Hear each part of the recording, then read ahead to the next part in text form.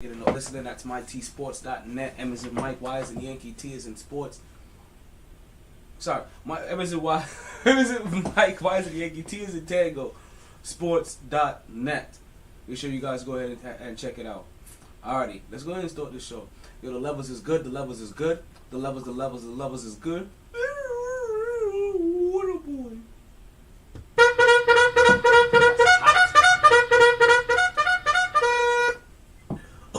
Okay. Big man, you want to hear some hot takes? Let's see how woke you are. You know something about podcasts?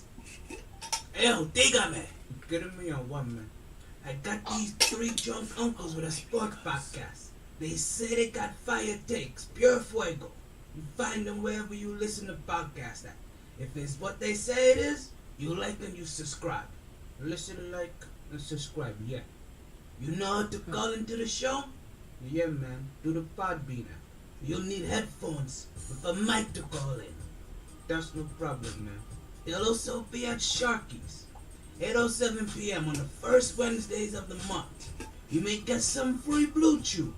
And they keep receipts. So if anything happens in the sports world, MyT's gonna drop a take faster than a rabbit gets fucked.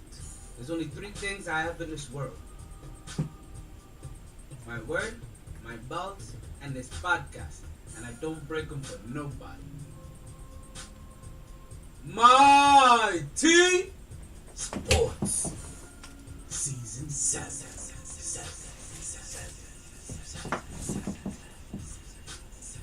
There we go. Let's get this baby up here now.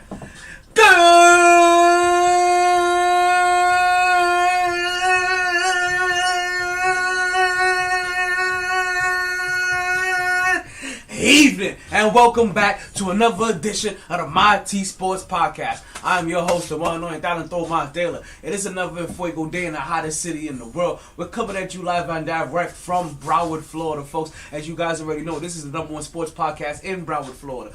This is May 6th. I think the corny shit to tell you guys today is is Return of the Sith or some crazy shit like that. But fuck all that, folks. This is Volume 7. This is Edition 95, Track 428 of MyT Sports Podcast. And boy, do we have a big show for you again today, folks.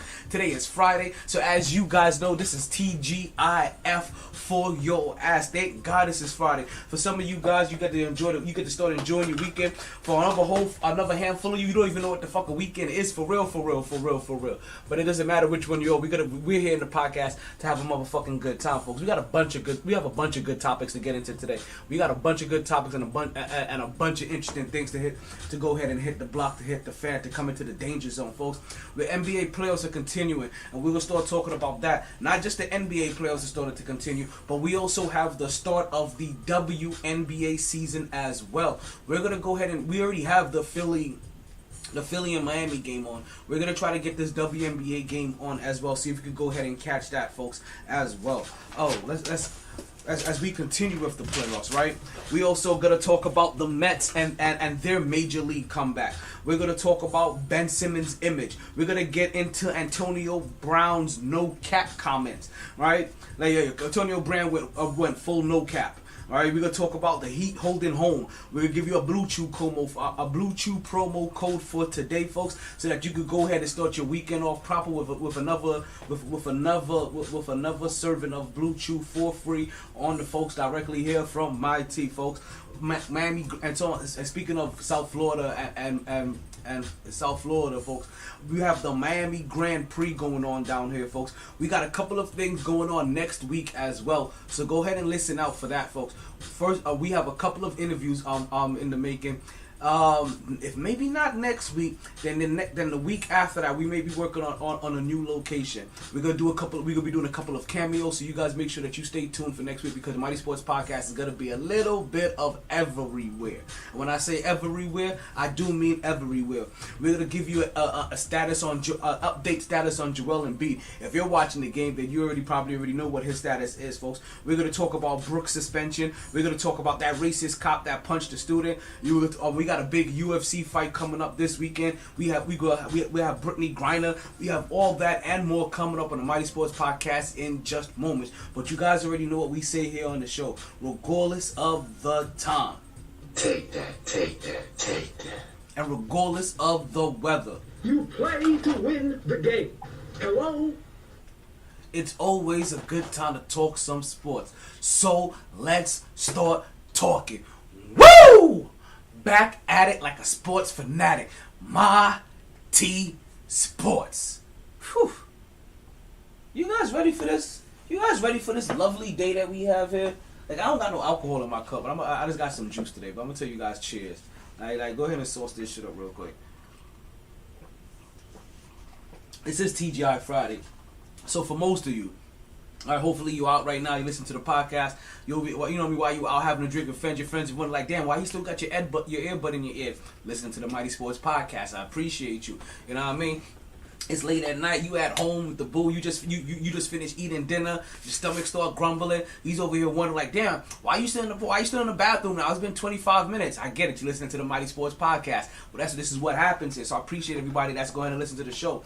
So for everybody that's been here before, and for everybody that's here for the first time, we like to start off the show with a little special celebration, folks. Yes, folks, we start off the show with a birthday celebration for every single show. And what that birthday celebration entails is that we will be giving a birthday shout out to every single individual that had a birthday that we have that we know that we have on Facebook specifically.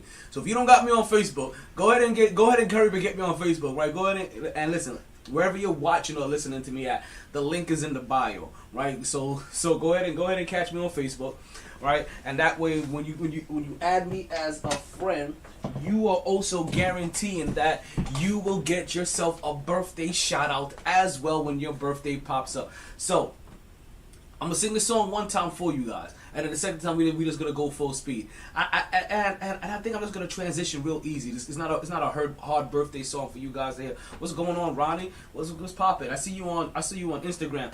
Are things not working properly on Podbean? Because you generally don't pop on Instagram unless I'm having some audio issues on Podbean. You let me know. I wanna know before I get in too deep into the pod. Make sure and you know what? I love you.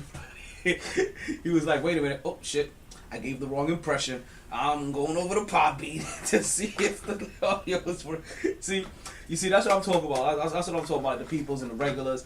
Like, you guys are so like, you individuals that are, right? And some of you are friends, some of you are family, some of you are family, right? But regardless of what it is, you guys understand that you guys really do help make the podcast. When you come and you join the podcast, right? You become part of the podcast. You become that other host.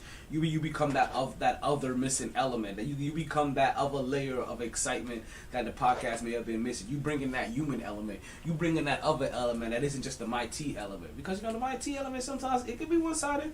I don't say that my viewpoints are always correct. My viewpoints are just my viewpoints.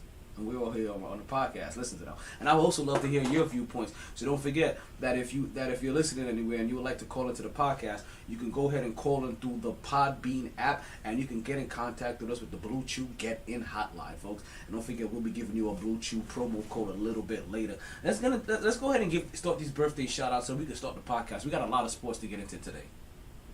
DJ, I'm sorry. See, it's like a Simon Says kind of thing, right? I can't just be like, hey, yo, music, bitch. Like, no, I gotta be like, ayo, DJ MyT, chill. My boy, I have to say, and my boy Chill will say, ayo, DJ MyT, drop that beat. You like that, don't you? I like that too. That's why I picked it. Let's see if I can get this game on. Let's see if I can get this game on. Yeah, it's your birthday. We said it's your birthday. Check it. Yeah, check it, yeah, because it's your birthday, we sing happy birthday, check it, yeah, check it, yeah, oh yeah, that's the birthday song. It's really that easy. It's not that hard to catch on to, right? It's really just that simple. And if you're wondering like, yo, what happened to your conventional birthday songs, B? Well, guess what? Conventional birthday songs don't cut it when you're trying to produce a show that don't have to worry about copyright shit. Fucking birthday songs been out there forever. Everybody plays them shit. Them niggas want their money, and I don't blame them. Like, listen, 20 years down the road, the motherfuckers out there talking about, because, yeah, it's your birthday. We said it's your birthday. Check it, yeah. Check it, yeah. Because it's your birthday. We sing happy birthday. Happy birthday, happy birthday, happy birthday, happy birthday. Because it's your birthday, we sing happy birthday, happy birthday, happy birthday, happy birthday, happy birthday. Because it's your birthday, we sing happy birthday, happy birthday, happy birthday, happy birthday, happy birthday. Let's go, folks. Let's go. I told you we was gonna go right into it. I give you that smooth transition, like a smooth operator. What's going on? I see you guys joining to the podbean line. Don't forget, if you're joining to the podbean line, this is how you can call into the podcast. Right now, you're witnessing our birthday party where we give out all of our birthday shout outs to everybody that had a birthday from the last time that we was on the air. We was on the air just 2 days ago. We was on the air on May the 4th, be with you kind of shit. You understand? We had a little break for Cinco de Mayo. You understand? We was out there drinking it up, going to a couple of bars. We got a little bit of networking. That's why we got some things in the working for you guys. I hope you guys are excited. I hope you can hear the excitement in the voice. You over here got me putting my motor mouth on. You got me putting, the motor mouth for the South kind of shit. Because you guys know that, you know your boys the motor mouth for the South all day, every day. So if you're calling in, if you're gonna call in right now, I hope you're calling in to give a birthday shout out. Right now, this is the birthday party. But if you want to talk some sports, we'll go ahead and I'm gonna go ahead and place you on hold, and we'll get back and we'll get to you once we start the actual show. Right now, we're just having a party. We're still having a celebration. So if you're a smoker, you roll your smokes up. If you're a drinker, then you pour it up. But we have to say cheers so that we can go ahead and we can wish everybody had a birthday. So yesterday, right? It was a birthday for Jack Sapolsky. Now Jack Sapolsky is one of the few multi-millionaires that I know, right? But he is also somebody that I have spent countless of hours along with learning tricks and trades of the money game. Part of some of the things that you guys heard me talk about here on the podcast, right? Some of the things that you guys heard me mention here on the podcast. You know what I mean? When we go into that life section of the podcast, when we shy away from the sports a little bit. But that's that one Jack Sapolsky, folks. If you ever need to get your life insurance taken care of, get your finances in order, you go hit up Jack Sapolsky with Primerica all day long. You know, I still remember my code. I think because it was simple. It was like JFK7. I don't know if that means anything to you, but it was like, look, JFK, shooter. Sorry, that's how I remember that shit. So I want to say happy birthday to Jack Sapolsky. I also want to say happy birthday to my little cousin, Tracina McDonald. I want to say happy birthday to her as well. So that's only 2 birthdays that we have for the birthday portion of the podcast, right? So let's go ahead and wrap this up, right? So to Jack and to Tracina, I want to wish you all a happy birthday. We hope you party hard. We hope you enjoy everything. But more importantly, we hope you regret nothing and continue to stay MyT. Get your weekend at Bernie's on. Get your weekend at Bernie's on. Is that KJ? Yo, why you always joining remotely? Like, there's a seat right there, B. It's a seat right there. And there's also podbean, too. But there's a seat right there, B. Like, it has your name on it somewhere. Well, I think the marker wore off. I used the dry erase marker. Oh man, let's go ahead and get into the podcast, right? Let's go ahead and get into the podcast. And if you guys have been here for a while, and if you guys have been joining me here for a while, then I think you have an idea, excuse me, of what's about to come next. And that Hey, ladies! Where the ladies at? I was gonna send a woman do a man's job. That's goddamn right, folks. And you know what we're gonna talk about here, and that is one Brittany Griner, folks. Yes, you're gonna hear me say this again and again and again and again until it happens and until it becomes reality. Free Brittany Griner. But more importantly than freeing Brittany Griner, I'm gonna ask you to do something that I haven't asked you to do this whole entire time I've been talking about freeing Brittany Griner. Can you please keep her in your thoughts and prayers? As important as we would like to have her free, please keep her in your thoughts and prayers so that she can continue to be safe as she is currently now a prisoner of war and being held hostage by Russia. And if you don't know who Brittany Griner is, right? Don't worry. I have no problem reminding you or giving you a light rundown of her resume. And when I tell you, after the NASCAR shit, let me see. It's Friday. I'm drinking by the stadium. After that, understood. It's the Grand. I told you guys in the opener. It's the Grand Prix down here in Miami. So we're talking about an influx of a different kind of foreigners coming into the area now. Like, you understand, like Florida, like South Florida always has an influx of foreigners. But this is a different kind of foreigners. We're talking about F1. And if you guys are wrestling fans, then you know what an F5 is. And just picture that F1 is the original version of the F5, but that makes a whole lot more money. None of that shit makes sense. But what does make sense is who Brittany Griner is. And what doesn't make sense to me is why she hasn't been talked about more. Well, it does make sense that they are going to be doing a memorial for her now and having a likeness for her on the court. And the United States has now pushed up their efforts to go ahead and start getting her free, because they no longer deem her just being incarcerated in Russia. She is now being wrongfully detained, and that is now an upgrade so that America now escalate the methods in which they are utilizing to go ahead and bring her home. Just to let you know, like it's part of those schematics. The women out here are, oh my God, these calls are recorded for quality and trading purposes. Oh, I feel like that dude that be sweating on that shit. Like, yo, pass me that muffler. But sir, like, I don't care. Have you seen the hams on it? Pass me that muffler.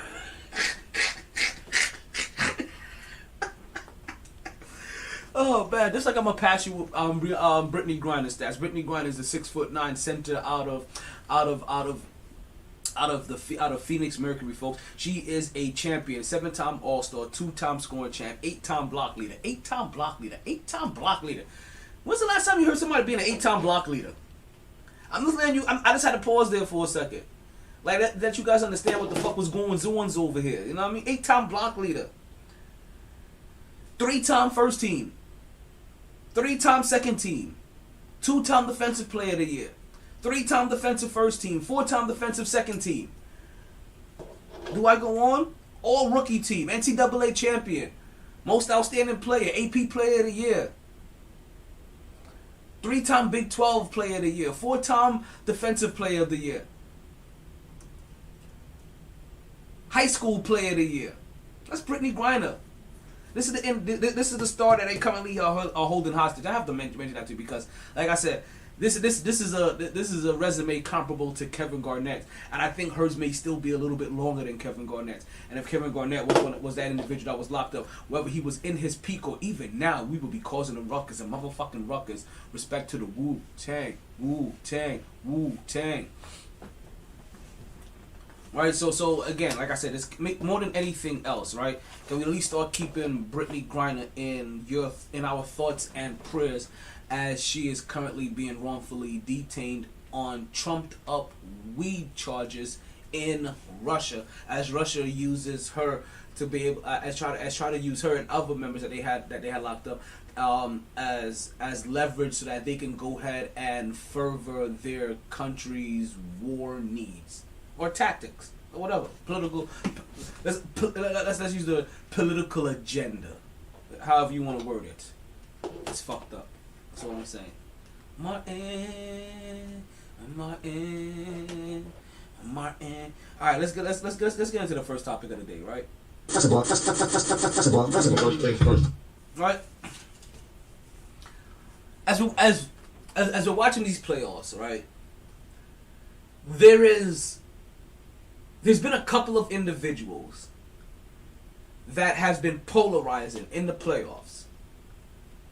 And they've been polarizing not for their gameplay, but for their lack of gameplay. Now, there are two particular ones that are still making news to this day. Even though, while they are teammates on the same team, and their team was swept in the first round, there are two individuals that continuously make headlines. Right? We're not gonna try to iron out what's going on with Kyrie left. Yeah, we'll leave that flat earther alone. Alright? I'm not gonna pump life into that one yet. Where I do want to start off though is with one Ben Simmons. And I don't want to say it bothers me, but it becomes actually I can say it in a way it bothers me, right? Because I start to notice it, and what I start to notice is that with every player that gets injured, with every player that's coming back from injury, every player that's playing nicked up, bruised, banged up, you know what I mean, whatever you want to call it, with every single player that I see gutting through it, right? Just toughing through it, walking it off, in a sense. They all make me come back to Ben Simmons time and time again. Time after time. Time after time. I keep coming back to Ben Simmons and his particular scenario. And what keeps happening is I keep thinking about. Sorry, my accent is coming out. I keep thinking about how his image is taking a hit here. With every player that toughens through, and I'm gonna tell you who really shits on him a lot is Marcus Smart. As we seen Marcus Smart like limping through a game from the beginning of the game to the end until he had to miss the next game, but we get it. He still gave an effort, and his effort was enough.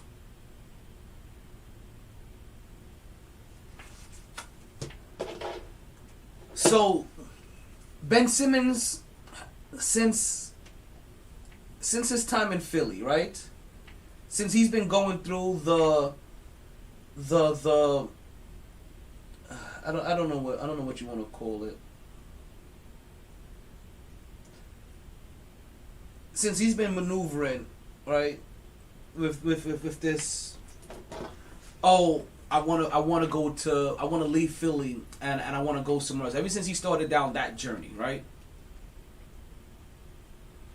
he's been going back and forth between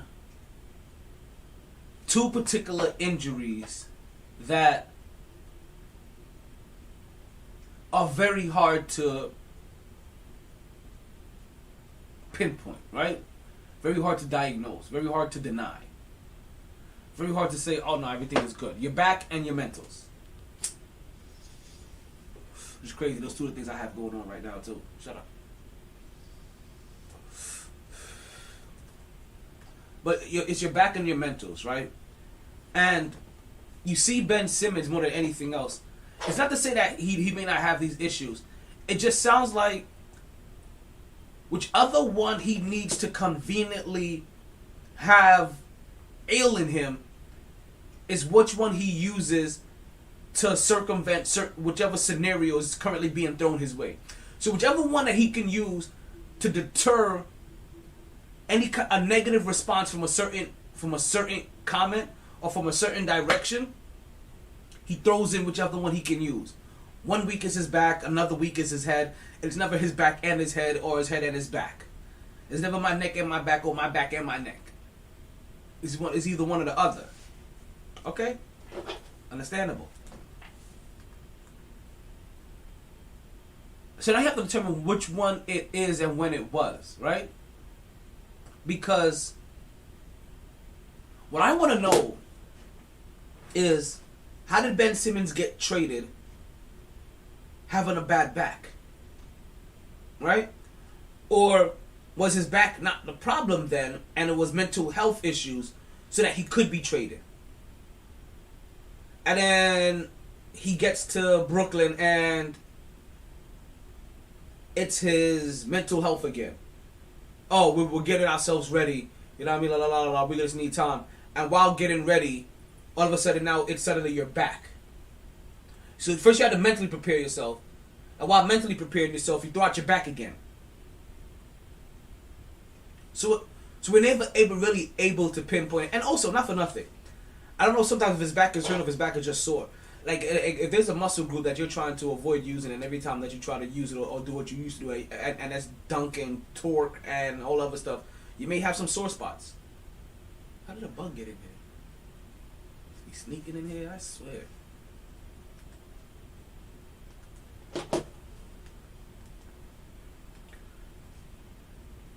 But again, how did Ben Simmons get traded? Who lied to who? Did he lie to the organization? Did Philly lie to Brooklyn? What happened there?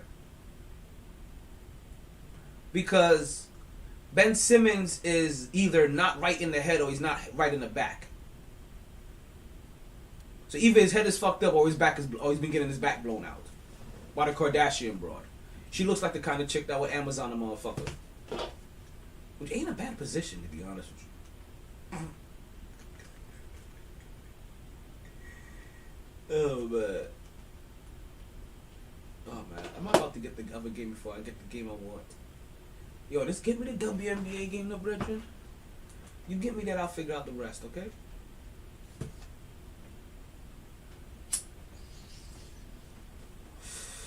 So now, so to continue, like, so either Ben Simmons is lying to the organization about what's wrong with him, or Philly lied to Brooklyn, or Brooklyn just decided to overlook what was wrong with Ben Simmons. And maybe even they didn't know it was his back for real. Maybe they also thought, oh, he's just using his back to not play in Philly, but it's really his head. Or use, like, maybe they thought he was using both. Where the fuck are these damn bugs coming from? It's 2 now, they're multiplying. And this game ain't even on here.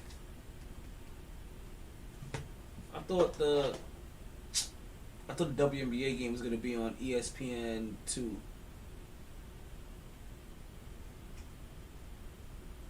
But I do not see it there. Ironically, they're playing college softball. My feeds may be backwards. That happens sometimes. My feeds may be backwards because why wouldn't that be on ESPNU versus ESPN2? I don't know. Like I said, I get feeds. Like I have feeds. I don't know what these channels look like for real. But I'm telling you though, if ESPN ever decided, like, to be able to get their channels and everything, that you had to pay like $14.99 for the month or some shit like that, right? But you get all of their regular programmings and everything else like that, and you know, and maybe add another $5 for ESPN Plus, so you get $20 for the whole thing on some separate shit where you don't have to worry about cable. I would do that shit. That'll be the one thing I pay for. I want my sports. I just don't want to pay for all that other bullshit around it. As I continue my hunt.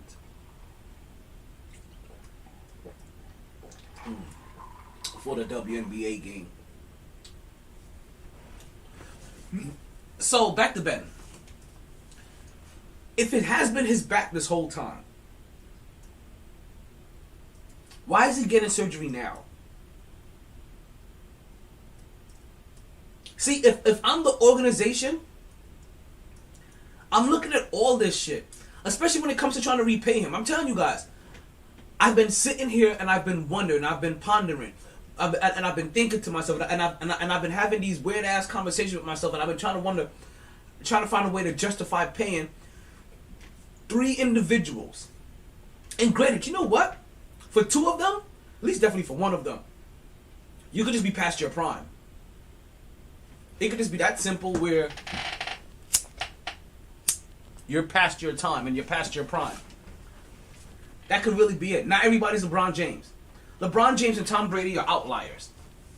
Not every athlete is meant to stay and last until 38 in their prime, 40 in their prime. And even LeBron James ain't quite still in his prime. He was just that super athletic that as he falls off, it still looks a little bit more athletic than still almost half the league. More in shape than still about 60% of the league.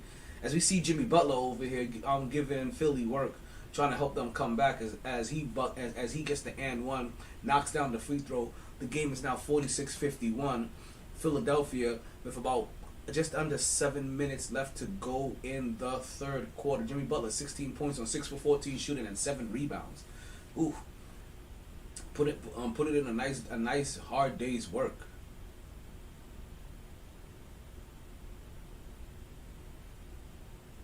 It was funny, right? I just saw Jimmy Butler pull a move where all he did was basically draw contact, right? And he drew contact on Thigh Bully, right? Which is a really nice name to have, Thigh Bully. And when he went, he did a thing where he drew contact and he went stumbling to the ground. When he got up, his teammate started holding Jimmy Butler back, not realizing that Jimmy Butler had flopped and not that Jimmy Butler didn't get pushed to the ground. So when Jimmy Butler pops right up, he thinking Jimmy Butler's popping up out of aggression, and Jimmy Butler's just popping up like yo, out of motivation and hypeness. Like yo, I just got one.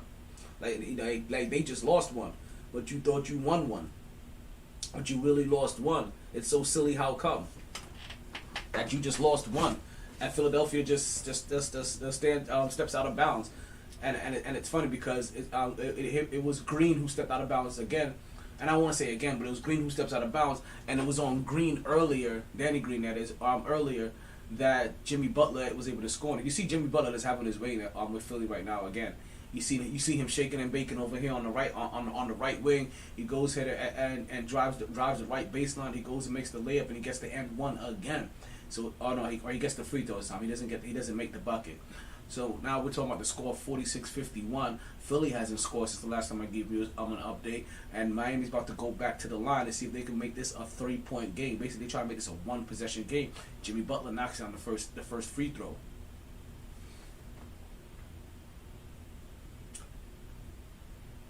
What? Yeah, Danny Green may have been robbed on that one.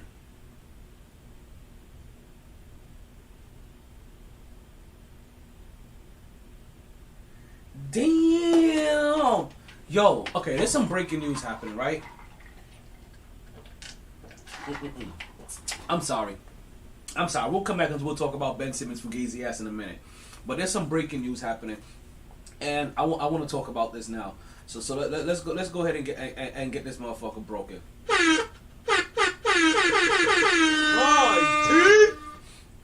Okay, folks. So there's supposed to be a UFC fight a little bit coming up this weekend. It's supposed to be a championship fight at that, and it looks like and you know what, and kudos and in a weird way, right? Kudos to the UFC. I'm in doing this because I know this is the second fight that they've put on recently, right? At least in back-to-back weekends where the individual fighting in the main event is not making weight. So right now we get Oliveira versus Gaethje. If I'm not mistaken, this is supposed to be I think this is Oliveira versus Gaethje 2. Is this their second matchup? Yeah. This is their second matchup. And what ends up happening, Oliveira, and I want to say Oliveira again. I want to say that this is a pattern for Oliveira. And that is not making weight. So now what ends up happening, we're supposed to have a heavyweight fight, right? Well, not a heavyweight fight. We're supposed to have a championship fight between Oliveira and Gaethje for the lightweight championship. But because Oliveira has now missed his weight, he has been stripped. Yes, folks. He has been stripped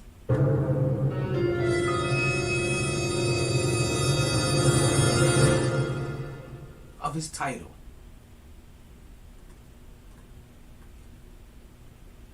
And furthermore, right? Because there's more. Now in this title fight, right? And who did we just see? What fight was it? It was the Font versus Chico Vera, right? Was that it? And Font had missed his weight. That wasn't a championship fight. So what ended up happening, that fight ended up becoming fight of the night. And because Font missed weight, Font didn't get his portion of the purse for missing weight. All of that went to Chico Vera, right? Chico Vera or Chino Vera. I'm calling him Chico. I mean, whatever. Chino.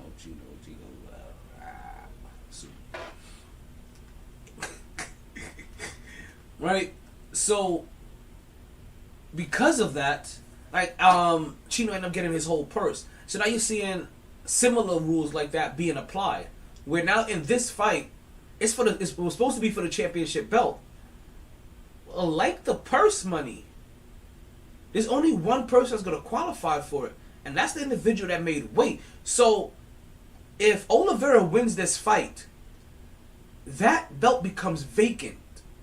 And right now, as it currently stands, the belt is vacant. The belt right now is currently vacant, and it's up for grabs right now in this fight. But Oliveira can't qualify for it anymore. The only person that can win the belt tonight is Gaethje. He is the only one. How crazy is that, right? Okay, Google, what channel is the WNBA game on? I'm gonna find that bitch.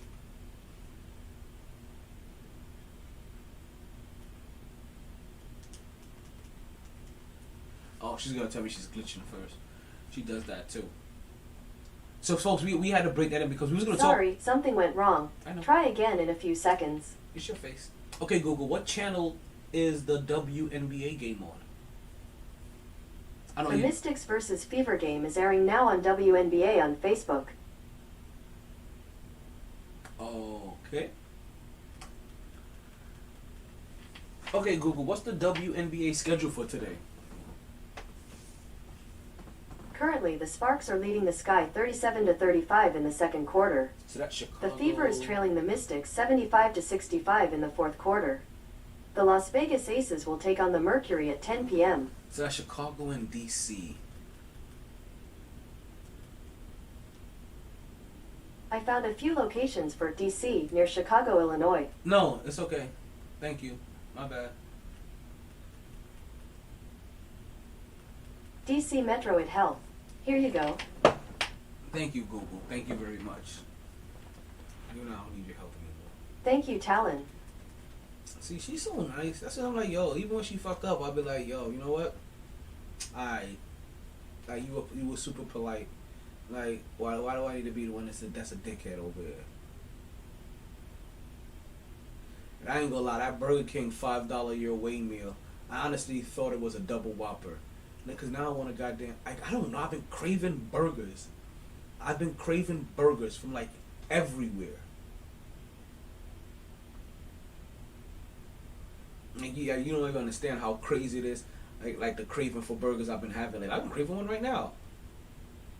Like to be honest with you, if one of my co-hosts would bring me a burger, or somebody that I know would bring me a burger right now, like, yo, like you don't understand. Like, I would tip you like the Mad Rapper. I don't even know what that means, like, but it's provocative. It gets the people going, you know. So let's hop back. Let's march back over to Ben, and then we'll double time on to our next topic right after that. I'm still curious. I'm still highly curious on why did Ben wait to now to get to do this back surgery? If it really was his back, if he's had this back issue the whole entire time, why not do it sooner than later? Why not give yourself more time to recover so that you can get back on the court? Instead, now you're basically taking the most time to go get the surgery. Like, why wait till after the end of the season? Why not get it in the season?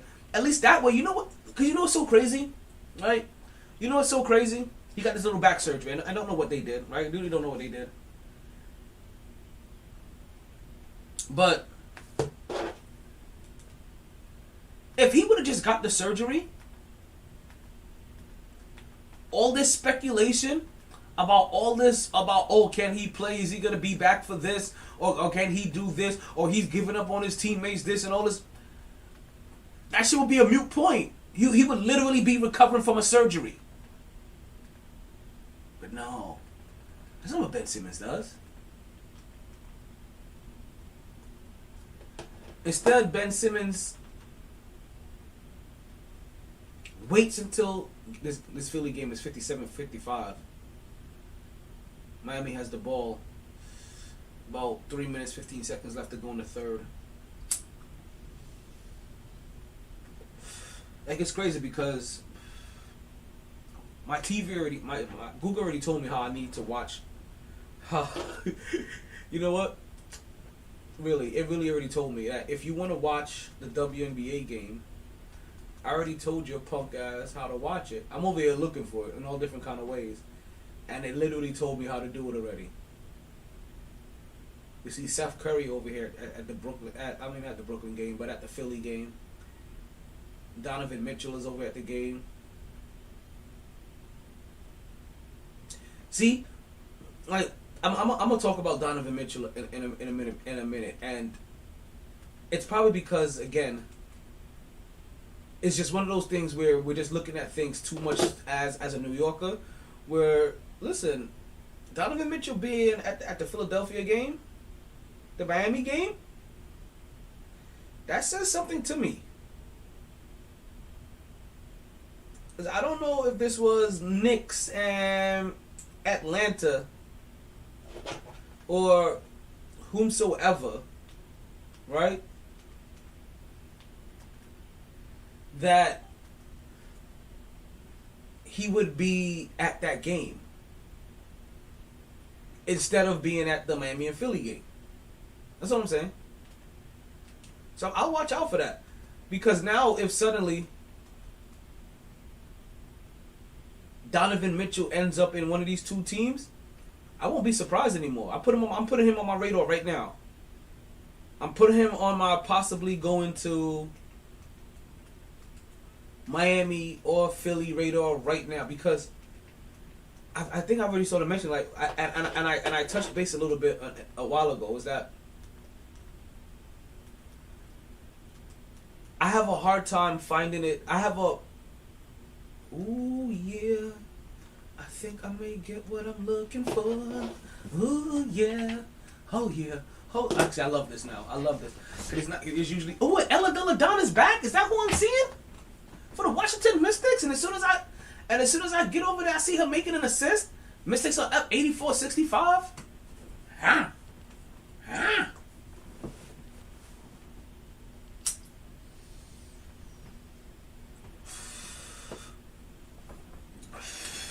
Alrighty, so now that I got everything that I want, I got the WNBA on one TV, I got the NBA on one TV. Like, listen, I am happy. msports.net. What's that? msports.net. Was that Mountain Sports? Is that why I couldn't find you? Indiana Fever for Mountain Sports?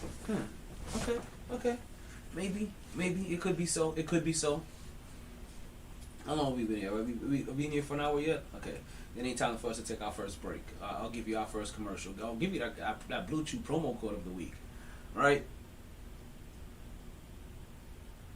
So,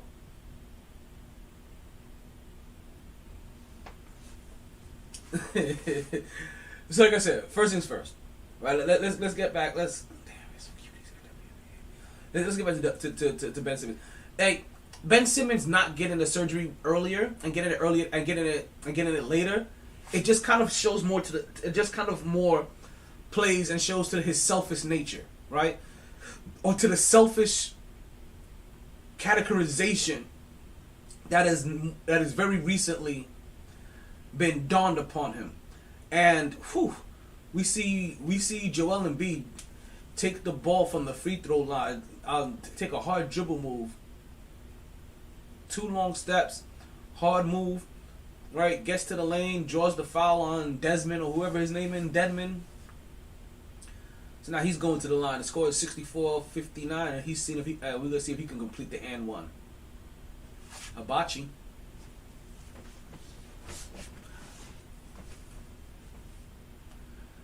Now this Mystics and Fever game is basically over, but I don't see another channel or a feed for the other one. So why I am going to catch this game. I don't know if I'm going to catch another game after this. And this game is done. Like, there's like 5 seconds left. And it's over. 84-70. And the Washington Mystics, a champion, 2-3 years ago? They won a championship within the last... They won a championship in the last 3 years. I know that they had their issues as well because since COVID has struck, Ella Della Don hasn't been able to play, and she wasn't able to go to the bubble. And I remember initially there was an issue of her trying to get an exemption, which made sense to nobody. And then the WNBA quickly stopped giving them shit because they realized, this is gonna be a bad PR move. Why are we doing this? Why are we playing? Why are we trying to play NFL hard ass for no reason? And I just saw James Harden dribble the clock out to take a long contested 3-point shot instead of at least moving the ball or moving his body. Tyler Hero throws the ball away as he's not able to quite catch PJ Tucker cutting, but also PJ Tucker may have. Is that PJ or Desmond? It looked like they did the Raptor arms or the T-Rex arms. He fucking alligator armed that shit like ah. Like he didn't fully sell out for that motherfucker. Alrighty. Shot at the last second, and they missed it, folks. Tyrese Maxey had got the ball up, and then he got it to a wide open man in the corner, and it happened to be Niang, and Niang able to miss the wide open 3-point shot. So we go into the fourth quarter with Philly up by 3, and we'll come back and we'll talk about that a little bit later as they're currently interviewing Ella Della Don. So as we were telling you about Ella Della Don, right? She just recently came back to the WNBA because she wasn't playing for the last couple of years for her championship team and for a team she just won a championship for. And as you guys know, that she had went through a lot of ups and downs and a lot of struggles, making it to finals, but not being able to finish out those finals due to injuries. During her third trip to the NBA finals, she was like, "Fuck that! I'm gonna muster through whatever injury because I don't know if I'm gonna get another chance at this." And then no doubt she won a championship. But then right after that, COVID hit, and she's immune compromised. So what ended up happening is that she hasn't been playing for the last couple of years. So I think this may be the first time that Ella Della Don may have played in about a year or two. And we're seeing her, and she looks great. She looks healthy. She looks sexy. She's not into men, but I don't care. Like you look how you look. That don't mean shit to me. Like yo, whether you into men or not, right? That does not mean you can't be sexy. Speaking of sexy, like I hit somebody. Like listen, I'll go ahead and let you guys know on the podcast. I shot my shot at somebody. But the only person like that is even worth shooting my shot at. To be 100% with you. Now, the only weird thing about this is that I'm gonna be mixing a little bit of business and pleasure. And I generally don't want to blur those lines because I don't want it to seem like I'm utilizing the platform for those methods because I'm not. Right? That's not what happened. It just so happened that you just happen to fall in both categories. I have a level of intrigue in you as a professional, right? When it comes to the podcast and finding out what it is that you do from a creative standpoint, and also on a personal level. I wanna know what you're about, kind of shit. You know what I mean? So just to let you know, in case you're listening here somewhere. And in case like you're lightly listening, like damn it, this motherfucker just. Listen, I'll go ahead and spit my truth on my pocket. Listen, and these archives ain't going nowhere. So, like, yeah, you remember on volume 7, excerpt 96, track 429, when you said that you do or you don't, and I'm like, yup, that's the reason why I said it there, to make sure there'll forever be a historical reference for it, so I can go back and also hear exactly which exact words that I utilized. just so they're not misconstrued, Eddie. And folks, and also to make sure that you don't get misconstrued, we're gonna be giving you guys a free order of Blue Chew pretty soon with our promo code. Don't you guys go anywhere. I agree, but if they consider any other rookies, I think Avina is a good one. Bernie, tune into NBA TV for the next WNBA. Oh. Why didn't I think to go to NBA TV?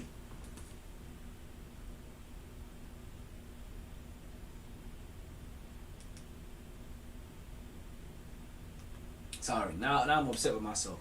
Right, almost as I am with Ben Simmons, right? So so we're gonna move from Ben Simmons. But like I said, Ben Simmons falls in this category with Ben, James Harden, and Kyrie Irving.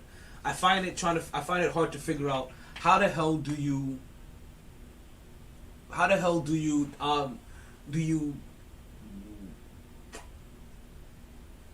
Wizzles, watch out for the big girls. Yo, they just did. I need to watch this show. I mean, listen, there's something about some BBWs that when they're confident and they run with that whole I guess confidence is everything. Everybody likes confidence, right? Men like confident women, women like confident men. It goes vice versa, because that confidence that individuals have in themselves, that shit just ooze sexiness, because you like somebody that is confident in themselves, because when they are, that sexiness automatically exudes. And that's what a lot of these big girls are doing on this list. Are like, yo, fuck what the norm is of what people say. Like, yo, like the more of me, this is for the love and it's for the stuffing.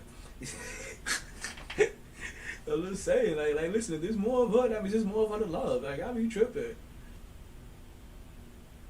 You know what I mean? Like, like people make fun of Lizzo all the time, but what she's helping to do, along with Megan Thee Stallion and some other people, right, with their size and their comfortability in their body, is that they are slowly, like a lot of people do, they are slowly breaking down the norms.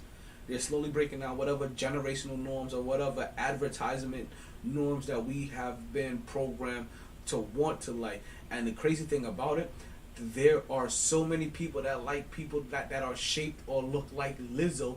It's just that they won't say it in public, or they don't say it out loud. Like, how many people do you used to know back in the days when they was messing with the bird good? It was like, man, you know, he ain't so big, you know what I mean?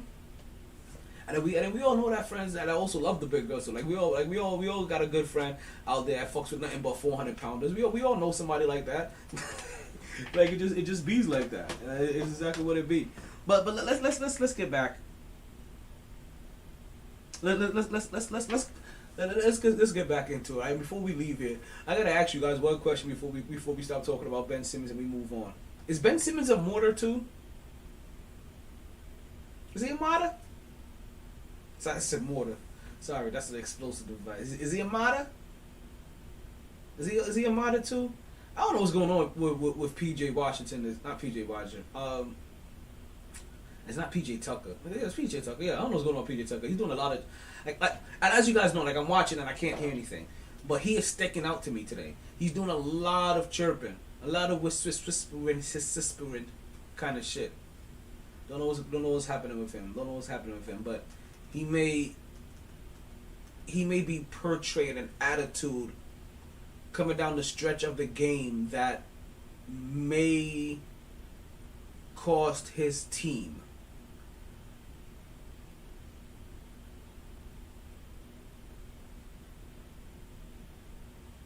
See, look at him. See, he's arguing with somebody. I told you. I just told you. See, I'm telling you. You can tell by... I'm telling you, this is why you have to watch games on silent sometimes, right? Because the things that you get forced to pay attention to is so weird. Like, I'm watching the game, and instead of watching... Of course, I can't ball watch, right? But you just see PJ Tucker just constantly, like, just...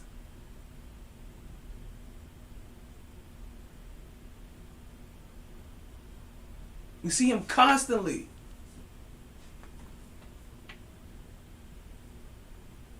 Now he's picking on somebody else. So he tried to fight with two people.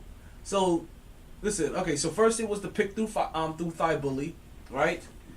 And then he was getting chippy with him, and then he's over here staring him down, and then Niani comes in between him after PJ Tucker is chirping. He's like, "Yo, calm down."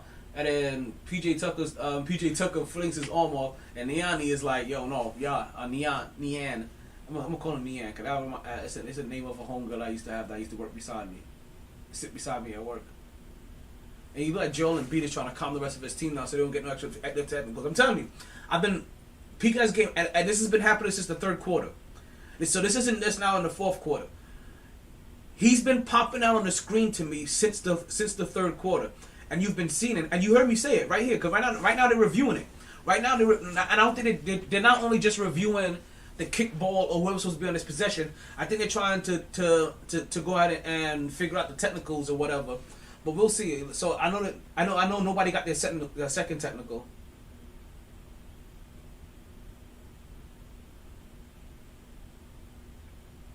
Sorry, I'm trying to read his lips. I can't read his lips, so shit, I can't read lips. But let me see if they give me a caption or something. Yo, where's my caption? I don't got no text to talk shit on the bottom of the screen. Closed caption.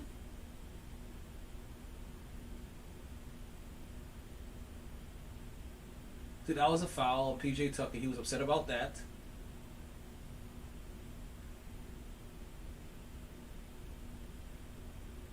Yeah, PJ Tucker has had that attitude where he looks like the person he's just out there to fight. He's just out to look like he's just what you say? What you got beef? Huh? What? Huh? Like he's in Philly just to be an antagonist right now. And he's mad about a foul that he committed earlier that he thought wasn't a foul. Okay, so what happened is that they're just gonna do a jump ball. And Miami wins the jump ball, scores 72-65. Just a little over 10 minutes left to go in this game. And folks, speaking about in this game, let me tell you how you can stay in the game as well. And the way that you can stay in the game is with Blue Chew. What is Blue Chew? Blue Chew just happen to be just a little blue pill that can get you back your throat. All you'll ever need to do is open up a pack and head straight to the sack. And in just a few chews before you stir the motherfucking coffee. What this thing has is the same ingredients as Viagra and Cialis. So trust me, this is one opportunity that you just can't miss. And for a very low cost, you can beat it up like a boss. And she will love how you come through like a champ when you Blue Chew in advance. And all you need to do is use this week's promo code of KIFJ, and you can get your first order of Blue Chew for free on me. Yes, folks, you get your first order of Blue Chew by using the promo code of KIFJ. That's Kilo Indigo Fox Juliet for your first order of Blue Chew for free. Go ahead and get that, folks. I'm telling you right now. Listen, I'm gonna tell you right now, it is the cure for whiskey dick. So you'll be like, damn, I don't need that shit. But every once in a while, you may get whiskey dick. Guess what? You never have to worry about whiskey dick again. Just Blue Chew that bitch. You understand? It happens to be an anniversary, and you want to make sure that you know what? That after round 3, that you can go ahead and pull out another 3 rounds. Blue Chew that bitch.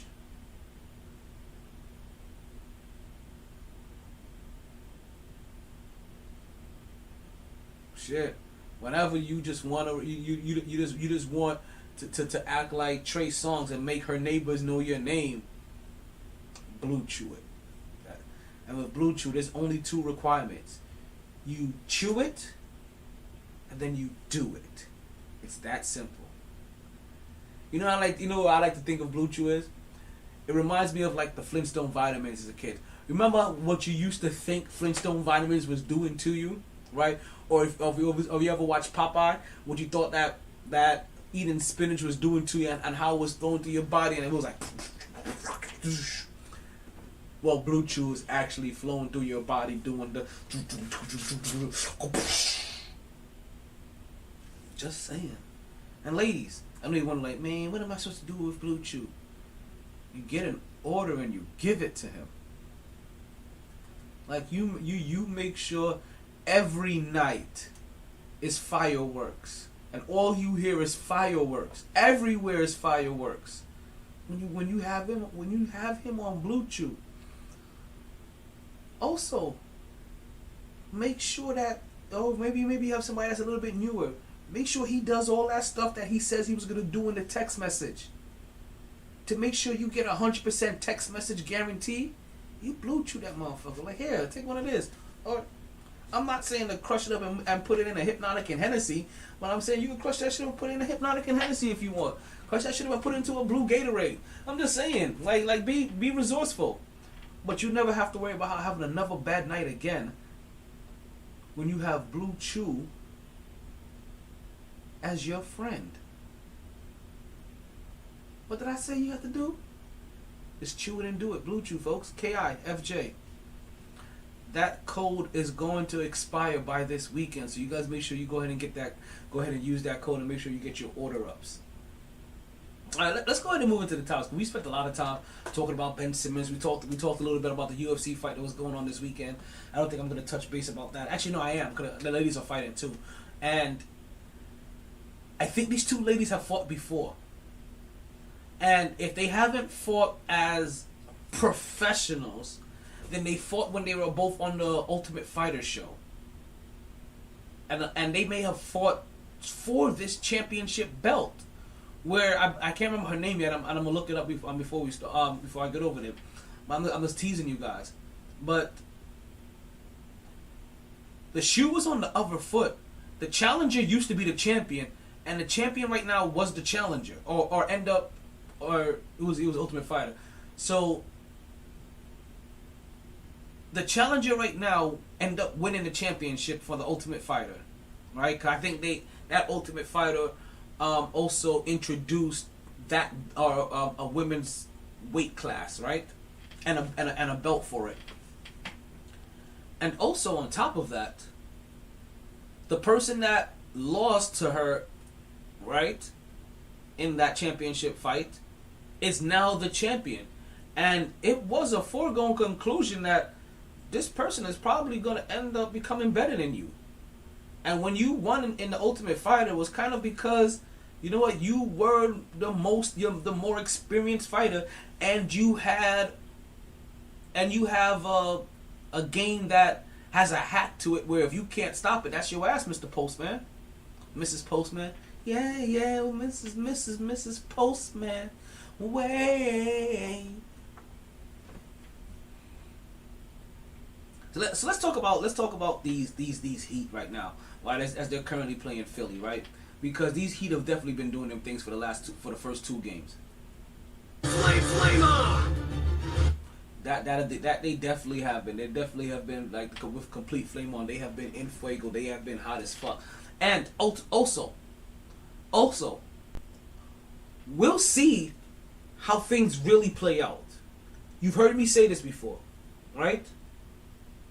You understand? I get more worried about how Memphis and Golden State series is going when it comes to Game 3 and Game 4 versus how Miami and how Miami and Phoenix is looking.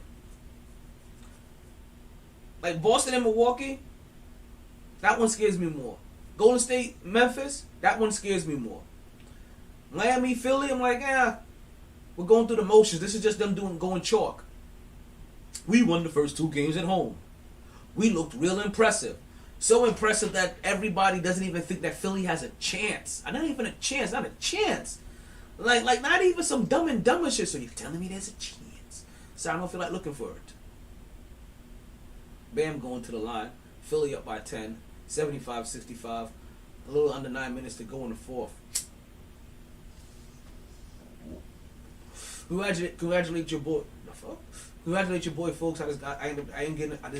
You know what? I end up getting a couple of new arrangements worked out. And we're going to talk about that a little bit later here on the podcast. So, let's talk about how the Heat have been. Basically, they've been beating up on Philly. And not for nothing, right? And I'll tell you my not for nothing in a second. But Miami's been beating up on Philly, as they should. They were playing Philly, and they were playing at home in Miami. second round of the playoffs in their home court. We understand they may not have had Kyle Lowry, before a couple of games because he had his hamstring or whatever issue or whatever unreliable reason that Kyle Lowry always gives, right? Ooh. See Tyler Hero off the... No, it's not Tyler Hero off the curl. Maybe. PJ Tucker with the wide open 3, and he airballs that sucker and hits his teammate in the face. In the face. In the face. Oh. And then they give him a little brush screen. Floater in the paint. It's missed. They're scrambling for the rebound. PJ Tucker gets the ball. He's doing all his wild shit. And at that point in time, they should have just left him alone. And Tobias Harris, who I just learned looks like J. Cole. This is the one who was called. I just learned that. I've never seen it before until Wednesday, and now I can't unsee it. Thanks a lot, Chris. Thanks a lot. Speaking of Chris, I gotta hit up a whole nother Chris for a batch of what the first Chris had for me too. But so the Miami Heat were beating up on the Philadelphia 76ers. And basically, you heard me say this during the last series. They took care of home. But they also took care of home in such a way where most people didn't think that they had a chance. And they took care of home so well where they also locked up James Harden so much that they were like, okay, you know what? Whatever's going on here, however these guys are looking, if they do whatever they're doing now, even though Maxey had at least one good game out of those two, Tobias Harris had a couple of good games, right? They didn't completely flop. It's just Miami played better. Players had good games. They put up decent numbers. It was just energy and focus, which being at home can do. We'll see what happens with Philly in the last 6 minutes to go in this game. But one difference already from this game and the first two games is James Harden does his little dribble, step to the side and shoot. Philly gets the ball back. And now Maxey steps into a 3, and Maxey makes the 3 that James Harden couldn't. They're now back up by 11, folks, and the Philadelphia crowd goes crazy. Because when the Phil makes 3, all the crowd goes crazy. Yeah, they make the crowd go crazy. Make the whole crowd go crazy. Oh shit, I forgot I was looking for NBA television. NBA TV. I look for you now. So, you've heard me say this before. They took care of business. Also, one very Tyrese Maxey with the Euro step at the free throw line. In and out, off 1 foot with a little Dirkaway added on to it, and he makes his shot. I got so much to talk about right here when it comes to this Philly shit. Right? Because Miami Heat also beat Philly without one very key individual, and that was Joel Embiid. They didn't have any Joel Embiid for the first 2 games. As you know, Joel Embiid he looked like Maxey was falling. That shot is going to be an NFT for real, for real. So young, so good.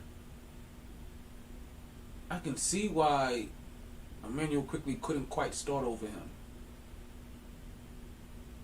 At best, it was, you guys can play together. I can see why.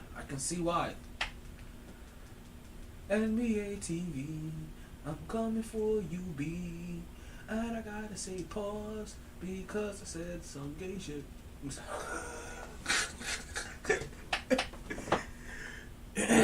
Up by 9, folks. Philly has the ball. Maxey has the ball in his hand, right wing, being guarded by Hero. PJ Tucker is on James Harden. James Harden now has Hero on him. Let's see what he does. He tries to blow by his Hero, and he can't. PJ Tucker comes in there with the double team, and he steals the ball away. Folks, they throw the ball up. Right, they throw the ball up ahead to try to get the fast break. Tyrese Maxey chases that ball down. flings it behind his back without even looking, over his head without even looking, right? Behind his back, over his head without looking, and gets it to a waiting James Harden. They get the ball up the court. They give it to their superstar Joel Embiid, who works from the free throw line. He gets some contact, shoots the ball, and one. He gives them the D-Generation X sign, and he goes to the free throw line to see if he can complete the and one attempt. The 2-for-1. If you understand what I said. And he drew that foul on Bam Adebayo too. Woo! Oh! Yo, look at Candace Parker glowing and shit. I'm sorry. I'm glad the WNBA is back. I'm looking at all my girls. Like, listen, I saw Ella Della Don a while ago, and I see Candace Parker. I just can't wait for the New York game to be on now. I want to see my girls. Sabrina and shit. You know what I mean?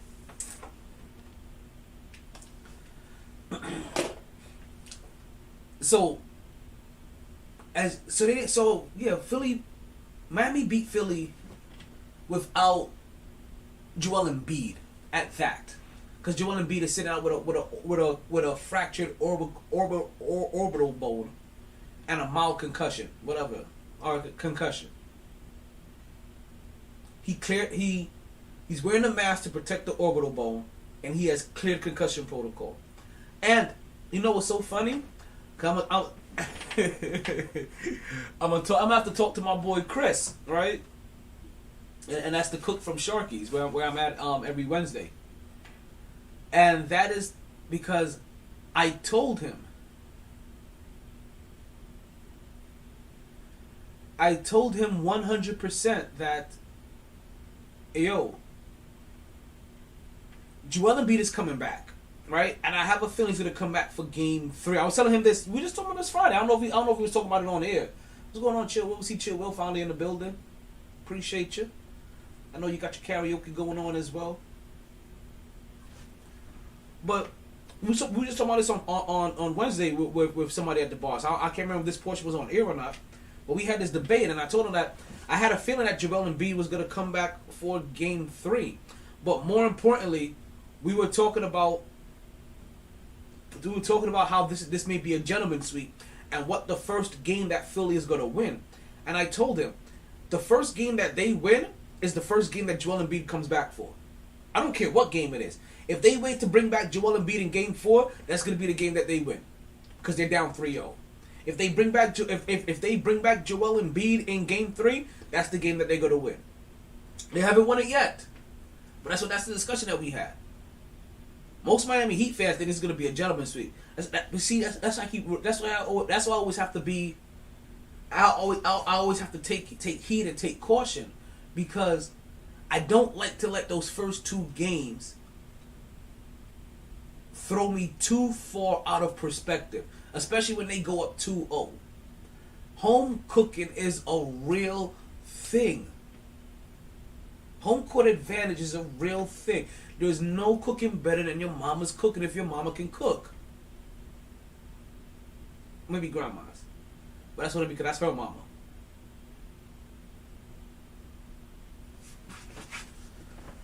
So, damn, I want this Taco Bell fries, white hot ranch fries with steak and shit. Like, I want that shit. I don't know why. That shit's always on my goddamn TV.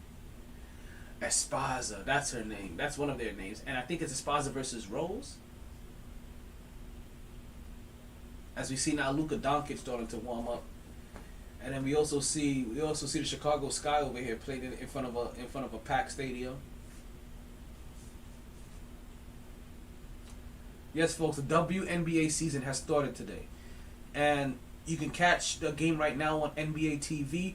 Earlier today, we saw the one of the most recent champions, the Washington Mystics, and Ella Della Don and her return.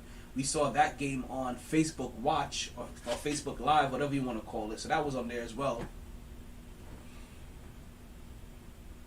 I just need their app to be better, to be honest with you. But I have to check and see if their app is still is on the app stores for like your television and shit like that. or on the Fire Stick, because that becomes annoying. Where the only methods I have to watch their game is either with my laptop, and then I have to stream it to the TV, or through my phone, and I stream it to the TV. And if you guys know, I like to multitask when I watch my sports. So not having my phone or my laptop while I'm watching sports, while maybe it's kind of forcing me to focus a little bit more than I am, I still have more shit to do sometimes. I can't just be sitting down there and just do nothing. Philly with a 3. Philly missing oh, no. Folks, he gets the veteran bounce, Green does, and he makes the 3-pointer. 13-point lead, Philly. Just under 4 minutes to go. You see Tyler, don't you know that you're my hero? Driving to the lane, gets to the PJ Tucker, who they saying is pushed off to get that contact. And everybody saying he pushed off violently. We'll see what happens there. We'll keep an eye on that. We'll definitely keep an eye on that. So, like I said, the last game for Philly, they didn't even play bad. They didn't play bad. It's just that Miami just played better, and it's just one of those. It's just one of those things at times. And everybody was clicking. Everybody was going off. We see that. Part of the thing that home cooking supplies is a real boost in attributes. When they talk about Bam Adebayo as he pushed off. But it's a real boost in attributes for your secondary players, for your bench players, for your role players. Like, that's what home cooking really does. It gives them a little bit of extra Popeye spinach in them. It gets that blue chew flowing through their system. They say it opens up the blood vessels, get oxygen in there. You know what I mean? That's what it does for them. And we're seeing it happen now for Philly. We see Maxey having a good game. We're seeing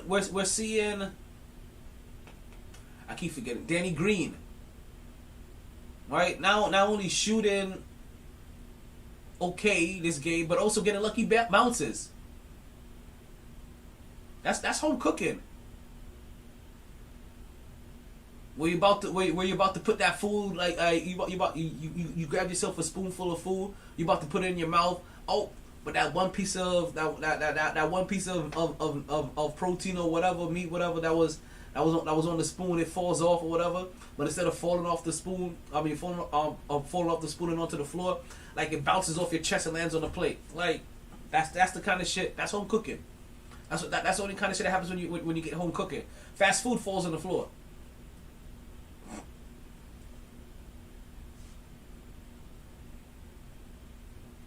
So now we're seeing in game 3 with Joel Embiid there, and like I said, they are reviewing this.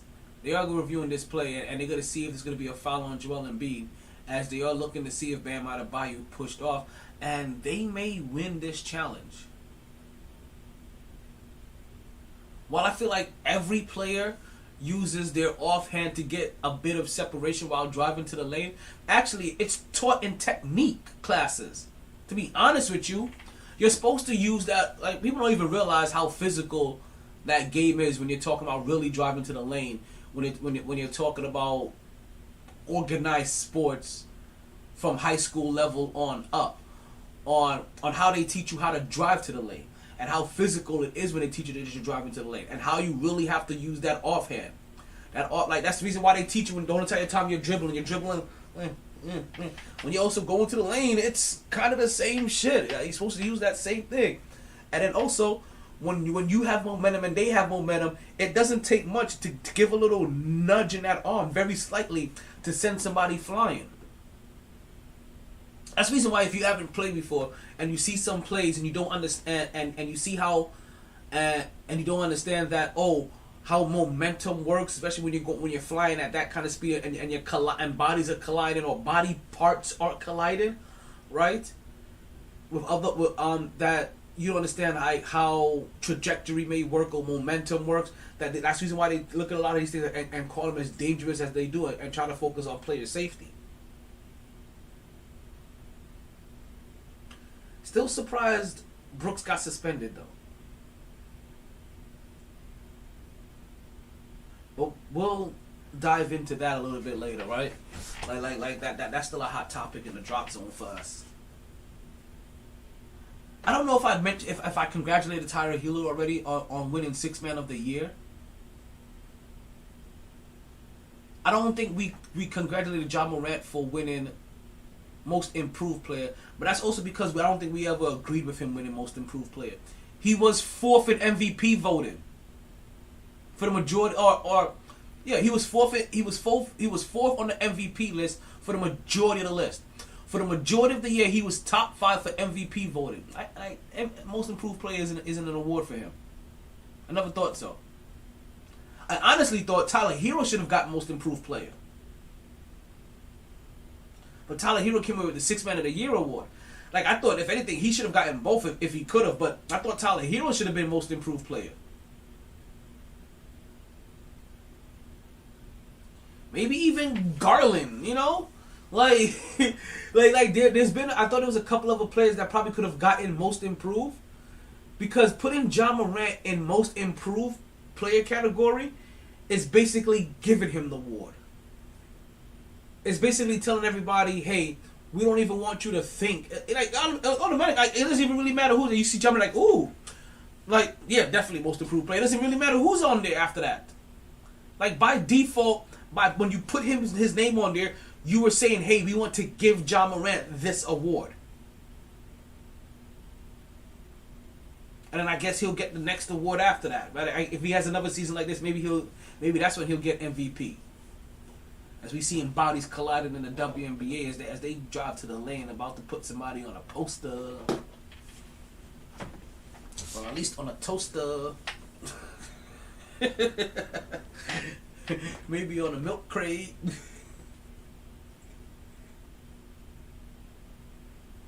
Takes the free throws. Free throws are good. This is a close game. 64-62.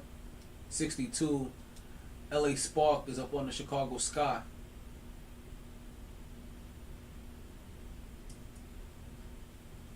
So, the Dallas Mavericks have been fined $25,000 for violating the league's rule regarding bench decorum on multiple occasions. Several players and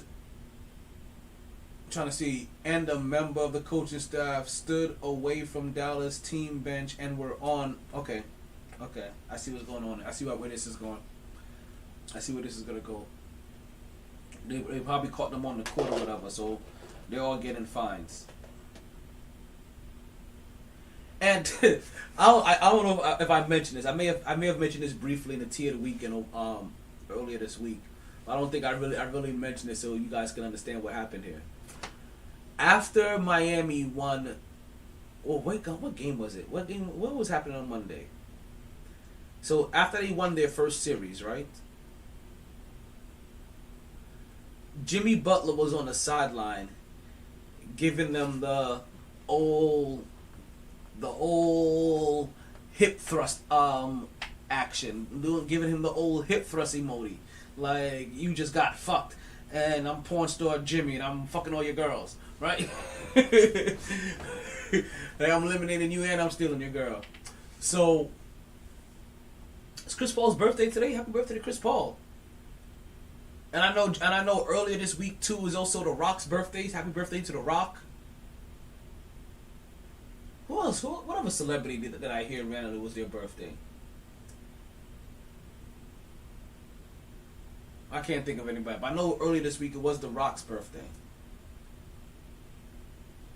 And now we have CP3's birthday. Let's see if he could get himself a nice little birthday present and go up 3-0 in that series. That will be a hell of a present for Chris Paul.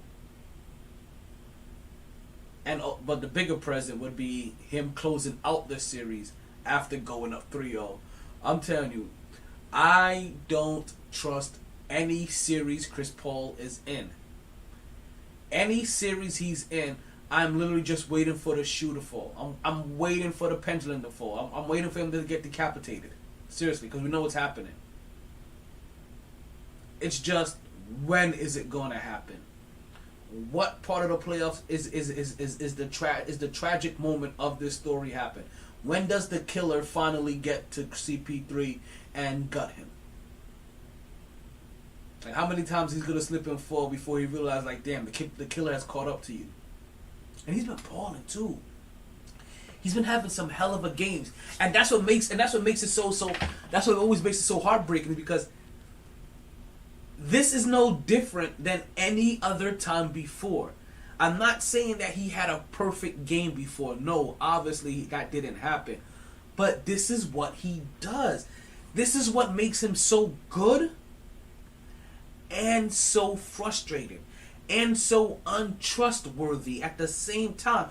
Because as good as he looks now, and as good as he looked in New Orleans, and as good as he looked in LA, and every time he levels up a little bit more in Houston, Oklahoma City, he levels up and gets a little bit wiser, gets a little better.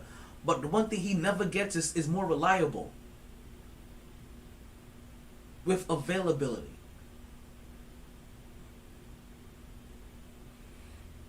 We all love Chris Paul. We all do. But we all also know the writing on the wall, and also know what's going on here. As with 40 seconds left, the Philadelphia 76 up 96-79.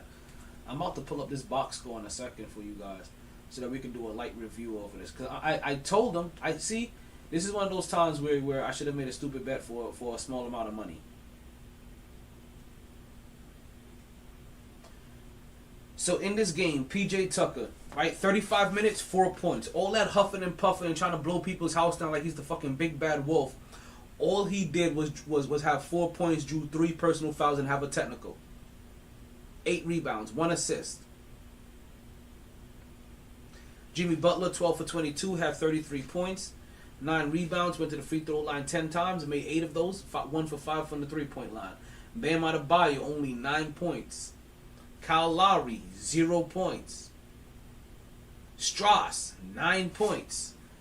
Highsmith, 0 points. Martin, 0 points. Hero, 14, 5 for 15. He shot 33%.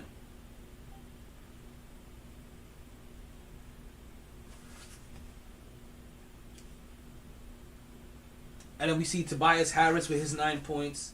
James Harden with 17 points. I'm telling you, he's the only difference between James Harden and Tobias Harris is how many times he goes to the free throw line. Tobias Harris, 4 for 13. I'm telling you, I've oh my God, you guys need to listen to me more to realize what the fuck I be saying when the fuck I say that shit. Because you guys be calling me crazy. You think I'm bananas. You think I'm nuts. I think this is the one thing that me and Greeny do have in common is that my brilliance will not be appreciated until after I'm gone. Right? I've been telling you guys. They thought they were signing James Harden. Who they signed was another Tobias Harris.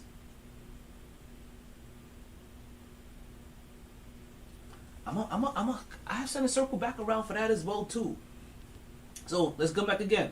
38 minutes for James Harden, 39 minutes for Tobias Harris. 4 for 11 for James Harden, 4 for 13 for Tobias Harris. 1 for 5 3-point shooting for Tobias Harris, 1 for 7 for James Harden. Now this is where the difference comes into place. Where there is an 8-point. Where is the 8-point difference? Because really, without it, you're talking about both of them putting up less than double-digit points. Tobias Harris needed to go to the line one time and make 1 free throw to at least get double-digit points. James Harden, that's literally what helped him get his 17 points. 8 for 8 from the free throw line, but he got there and he made them. Tobias Harris, 10 rebounds. James Harden, 8 rebounds. Tobias Harris, 8 assists. James Harden, 6 assists. Tobias Harris, 2 steals. James Harden, Tobias Harris on blocks. James Harden with 1. James Harden, 7 turnovers. James Harden, 7 turnovers. James Harden, 7 turnovers on 6 assists. But he managed to be a plus 27, 17 points. I'm just letting you guys know what the numbers look like. Danny Green and Tyrese Maxey led both scores. Led the 76ers in scoring with 21 points apiece. I thought Joel Embiid was making a face, but it looked like he did. That's just how his face looks after the swelling.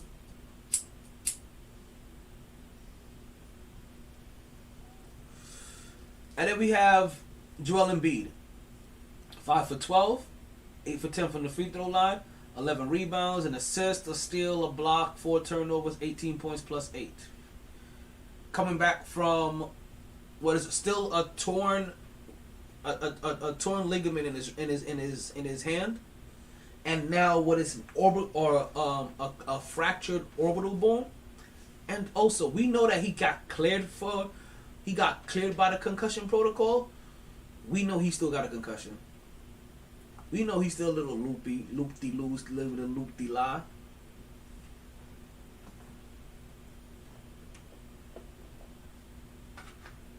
But he still managed to get 18 points out. Like I said, like James Harden, those free throws saved his ass.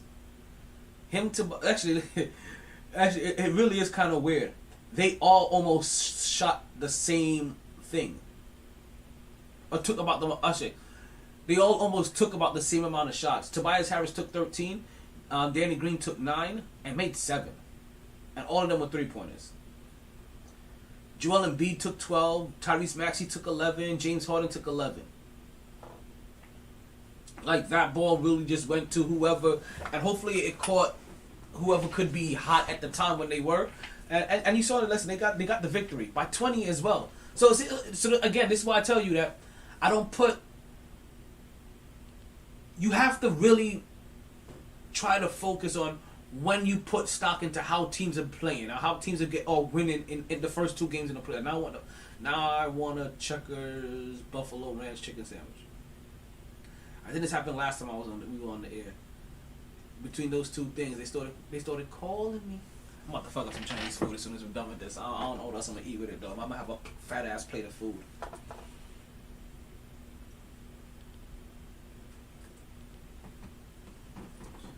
So now the series is not tied, but the series is now 2-1 in favor of Miami.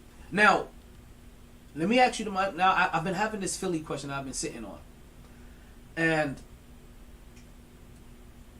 there's a lot of talks, obviously, right, about possibly what Philly can do in the offseason. I mean, remember, there are 3 guys where I have no idea how these guys are going to get re-signed to a new contract.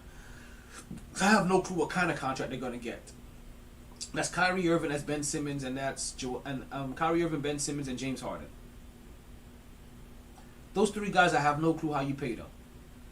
Those guys, they're not LeBron James, where to say that they have the kind of longevity to keep their body lasting that long. James Harden, and we can even see where James Harden, where LeBron James is coming to now. Still better than most, but it's still not the LeBron James that you will be signing up for. If you the LeBron James you think you're signing up for is at least second go round Cleveland LeBron James. This one right here ain't nowhere close to that.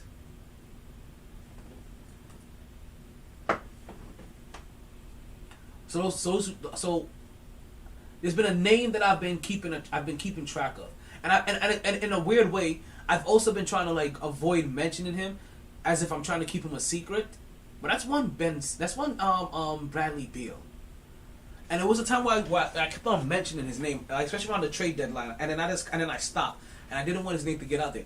Bradley Beal is still out there, and Bradley Beal is still a bona fide option for a lot of teams. Whether you're a building team, a mid-range, a middle road team that is looking for that star, or a star team that's looking to add another star. So as I think about that, I start thinking about where could Bradley Beal possibly go, right? And who can be moved, and who can do what, and how can things happen. And let's just keep it right here in the playoffs, right? The team we were just talking about. Because there's a lot of teams I can see Bradley Beal in, right? Like there's Dallas, and there's Utah, and there's, listen, let me not go. That Denver, I should say. Yeah, no, Utah. Whichever one the Joker's at. Golden State, if he's willing to take a pay cut. Right? There's so many places I can see him at. But one that didn't hit me initially was possibly Philly. And if there's a way, because also, right? You can try to find a way to get, he talking about trading Tyrese Maxey. Like, no, find a way to keep Tyrese Maxey. Trade James Harden, and see if you can find a way to trade James Harden and get Bradley Beal. I don't know where more that's gonna work or how that's gonna work. You know, James Harden has a 1-year deal, so maybe if Washington, because I don't think that Washington ever really cares about their franchise either. I don't feel much for their own. I don't think their owner super tries. He's enough, like, you understand, like, I don't want to put him in that category yet, but I don't think their owner tries so much to care about winning. So if push comes to shove and Bradley Beal is out of there, right, and they know you're about to lose him for 1 year, like, okay, let's get James Harden and see what happens here. You pair him with Porzingis, maybe he starts to like Washington, or maybe he doesn't resign. Maybe he signs his 1-year extension. You give him 1 year, and then after that he leaves. And now Washington gets to go and start doing their whole new rebuilding process again. And maybe that's what they wanted to do this whole entire time to begin with. I can't tell you guys that Kristaps Porzingis and Anthony Davis were basically the same exact guy. Their careers is way too fucking similar. Did Jalen Brunson is charge on Devin Booker?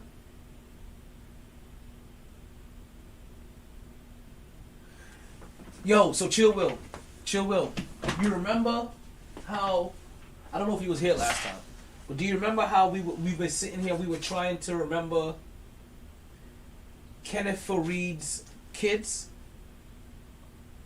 Well, I got them all now. Remember I kept on saying there was 3 of them? I think I finally figured out who the third was. Right? I have to look him up to see if he has dreads though. He may not have dreads, but he better have dreads. I can't remember his first name though, but it was Carroll, something Carroll, NBA player Carroll.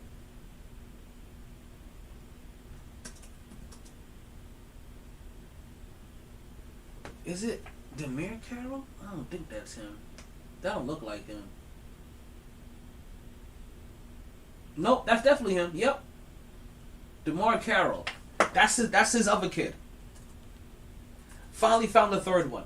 I don't know how it popped in my head the other day, but I finally found his third kid. So, for you guys that don't know, right? I've been saying that Kenneth Faried has a bunch of offsprings in the NBA, and what his offsprings are a bunch of dreadhead, high energy, defense, rebounding guys. They may have evolved now from his position to where they were just rebounding, high energy, to also possibly and defense, to also adding a 3-pointer onto it. So now that they become high energy 3-and-D guys. Some of those guys are really just kind of hustle guys, or high energy guys, or just rah guys, to be honest with you. But it's Jay Crowder, Montrezl Harrell, and DeMar Carroll. Those are Kenneth Faried's 3 sons in the NBA. Those are his 3 kids. And Montrezl Harrell, which the verdict isn't quite out on him yet. He may be the up and coming scrappy little one of the other younger brothers. but definitely DeMar Carroll. Is he still in the NBA? That's what I didn't look up a while ago. Let's see, DeMar. Let's put up his wiki tiki. No, he may be done.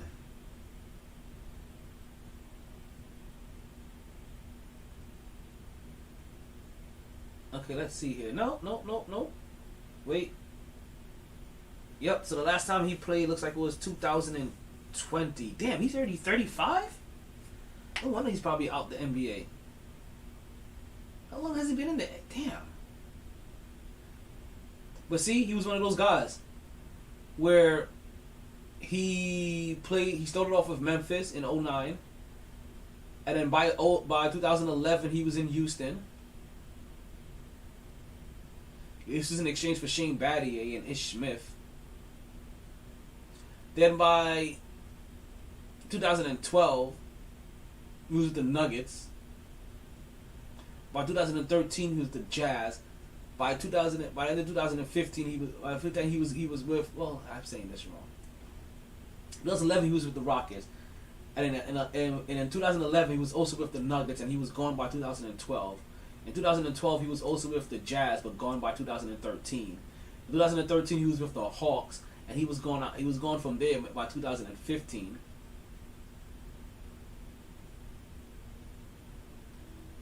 And then after that, He got to Toronto 2015, and he was gone by 2017. And this is probably when he probably last popped up on my radar, was when he was in Brooklyn in 2017, and he was gone by 2019. And then he was in San Antonio in 1920. And then after getting waived by the Spurs, Carroll was signed by the Houston Rockets in February of 2020. And there are no records after that of him being in the league. In 2020, he only played 9 games. Didn't start not one of them. Got about 17 minutes per game and only put up like 6 points. Which ironically is his 1, 2, 3, 4, 5, 6th highest scoring average as an NBA player. I'm just saying, but so one of his kids is no longer in the league. So one of his kids got old enough and he dropped out already. But that was the other one. It was DeMar Carroll. And the other sign about Kenneth Faried's kids is that they're all gonna be on multiple teams. They're all gonna be on 3 teams or better within like a 5-year time span.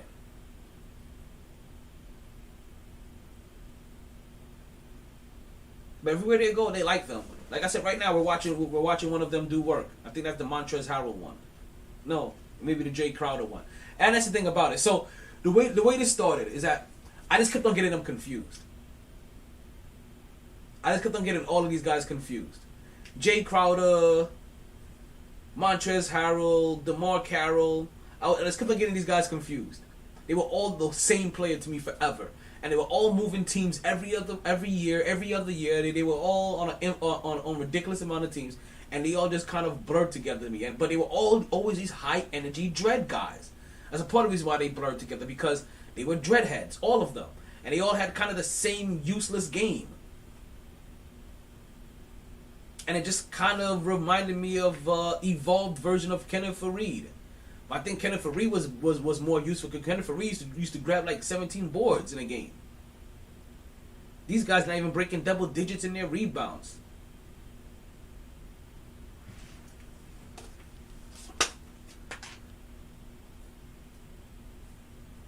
I think let's go ahead and switch sports for a little while, right? All right, let's go ahead and move over to our left and go left field for a while. As the Mets, they completed a major league win, and they basically they did what statistically was damn near the impossible. And what that was come back from more than 3 runs down in the 9th. Yes, folks, they did it, and they did it in such a fashion where it hasn't even been done in over 330 games or some ridiculous. Not 330 games? Yeah.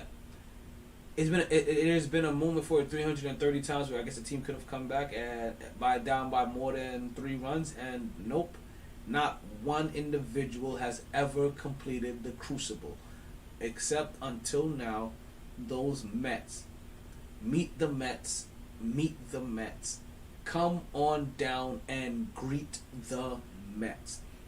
As the New York Mets and the New York Yankees are both the number 1 team in both the NL and the AL, right? So something that I usually root for every year anyway. A lot of people are starting to have early grandeur and early fantasies about it, and that is possibly having a Subway Series between the 2 New York teams.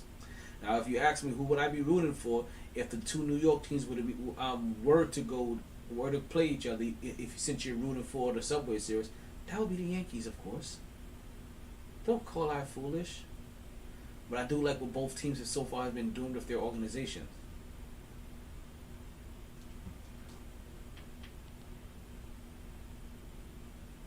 Yeah, it was 330 straight.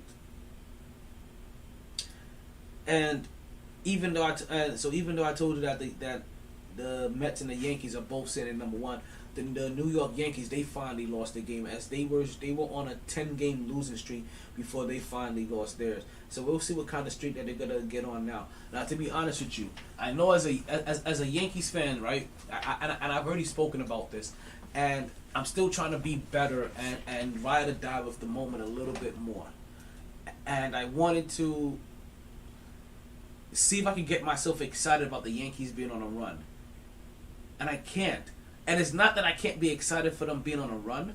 It's that it's way too early in the season to be excited. Like, okay, you went on a nice you went on a nice little 10-game run. That's good. You've won every single series you have played in so far since the season has started. I likes that. I likes that a lot too. But we're still talking about 10 games out of 184 or 182. You understand? We're not even talking about a tenth of the games. So in this instance, I'd rather hold back the excitement. Now, if this run leads to like another one, and all of a sudden, or another one, or next you know, I realize, wait a minute, 40 games have just passed, and they have gone on 4 mini 9-game runs. Went 9-1, 9-1, 9-1, you know, some crazy shit like that, or they go 10-0, 9-1, 8-2, you know, something like that. And then I see how they look over like a 50-game span, and I can be like, you know what? This I can be excited about, because now what you're also showing me something that has sustainability or possible sustainability. I'm gonna need a larger sample size when it comes to baseball. And yes, I am excited that they are winning games. I am excited that they have won 10 straight games, or 9 straight games, 10 straight games. Excited about that all. Okay, now what? And I know it's kind of harsh to think, but I mean, seriously, like, now what? Now let's solidify this momentum. Remember how this feels like, what we did here, and get some consistency. Who says after this that you need to go 10 for 11 every, you know what I mean, now for every series of 11 games? No. You can, like I said, I gave you some idea. You can go 8-2 in a 10-game span, 7-3 here, you know, 9-1 here, 10-1 here. But it has to now be kind of the norm, or else, okay, this happened once early in the season. It literally was an outlier. It was a freak moment that happened that stood in its own place in time, and it hasn't happened again. And you haven't been able to duplicate it, and it hasn't been beneficial to compare it to anything else, or when compared to anything else. You have to kind of know what. So you have to figure out exactly what we're gonna get here.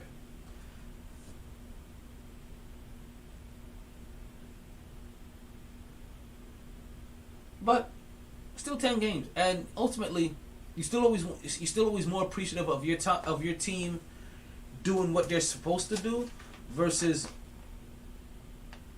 not doing what they're supposed to do. You know what I mean? Because not beating the teams you're supposed to beat, right? Not doing what you're supposed to do. That's how you become a bad team. And still, to the end of the day, like, the Yankees aren't a bad team. They're just not. They just weren't a championship team once you made it to the playoffs. Their deficiencies, right, and all of their holes basically left them to a team that you was like, you know what? For the most part, I think you can be bouncing the first, or you're struggling in the wild card. You know, only 1 year did we make it to the World Series, and we all know that Altuve had the little nipple buzzers on there to go ahead and give him the heads up.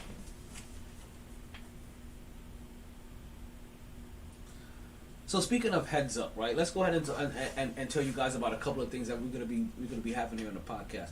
And let's let you guys speak on the podcast. So everybody that's listening through Podbean, when you guys came and found this feed, you may have noticed that I had multiple feeds already in the network for reservation. What's gonna happen here in about 15 minutes or so, you guys are gonna get cut off automatically due to the time limit that Podbean has. But don't you worry, I already have another feed set up for you guys so that you could come right back in and continue listening. While they are being cut off and brought back into the show, everybody else, you'll be down. That is considered our hard out, and you'll be hearing a commercial coming up here in about 15 minutes or so. So so everybody can get on the page. Yes, about 15 minutes. So you know, okay, damn, in 15 minutes I could use the bathroom real quick, or I could go run downstairs. I could go pull myself something up. I got you. This is why we let you know what's going on. Now, coming up on the Mighty Sports Podcast, right? We have a couple of interviews in the workings, folks. I really... Yo, this actors are rumping me, I said. So what we're going to have, folks, is that next Wednesday, or this Wednesday coming up, we will finally get our sit-down interview with the owner of Sharky's, folks. We get an opportunity to thank him for all of his hospitality, and we get to pick his brain a little bit, get a little bit about his backstory, and find out about any little special quirks or talents that he may have as well. I like how that sounds. Sorry, not the burp, but the question. Right? On top of having Richie come down there on Wednesday, we are also working with one of the local wrestlers down here in South Florida named Eric Efron. We're going to see if we can get him on the air as well. He was already contacted back, and he has agreed to come do an interview.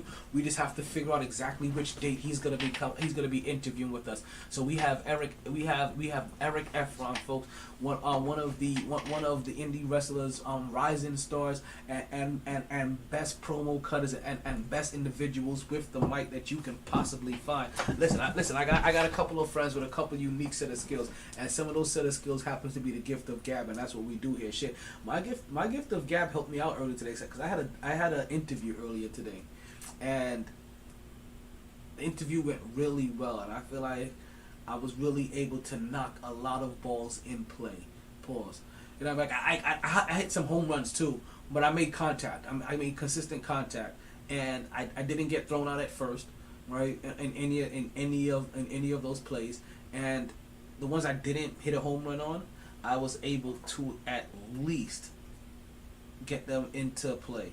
But those home runs, though, they sound good when they hit, don't they?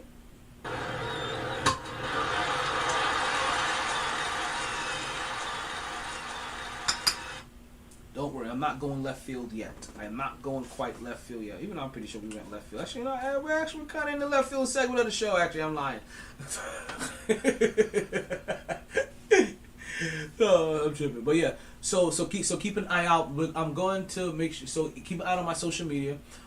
And also, let's make sure you listen to the podcast. We will be sharing with you the times and dates, and also if you keep our social media as well, we will be creating a post to let you guys know who will be coming up for these up and coming podcasts.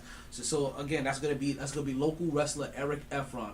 We're gonna be having a sit down with. We're gonna be having an interview with him pretty soon. I wonder if he's gonna bring his tag team partner as well. That's gonna be an interesting thing to find out.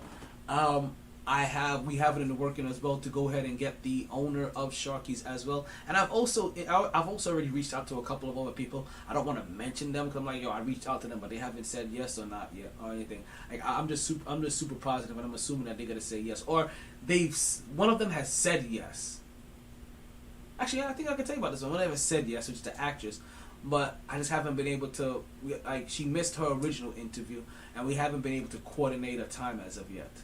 But yeah, we really do. She's somebody I really want to get on the podcast, and really find out. You know, really find out because she's super interesting. Like you should see the kind of work that she does. Like she is so super interesting, and I can't wait for you guys to be able to be blessed with the opportunity to be able to hear her on the podcast and hear her tell her stories and the pieces of work that she has worked on throughout the years. It really has been an amazing thing to see.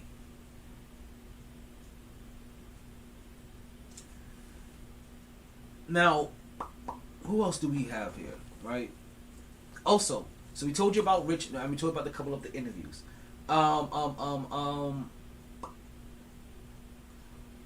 Stay tuned. Right, we're possibly also working on adding a new location to our remote podcast. Right, we're gonna go check out. We're gonna be in the talk to somebody. We're gonna go check it out, possibly this Friday, or sometime this week coming up. And depending on, probably gonna test it out for Friday because Friday's the day that they want us there. right? So on Fridays we're gonna see if we're gonna qualify, if we're gonna come from a new location coming up soon.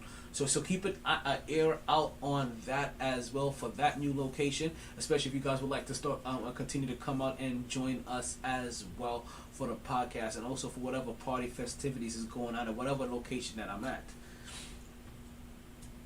That was actually a really funny story how that happened, because it was somebody that I gave a birthday shout out to, and while I was standing next to her getting a drink, somebody walked by me and was like, "Hey, oh my God, were you podcasting at Sharky's yesterday?" And I was like, "Well, yes I was." She's like, "Oh my God, I was there, I saw you. Yo, it was awesome, la la la la."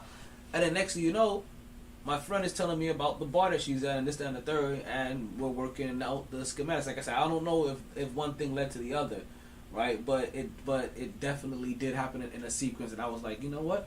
There is some irony to what happened, but we couldn't have scripted that any different way, or any other way. So stay tuned and stay up to date for any future sites that we're gonna have as well. Also, we're going to be doing a couple of cameos coming up pretty soon as well. Gotta find out. So on Monday, we will have this information for you, as I'll be working on this information. I'll be working on getting all of the information through the weekend. And what's going on? Liz,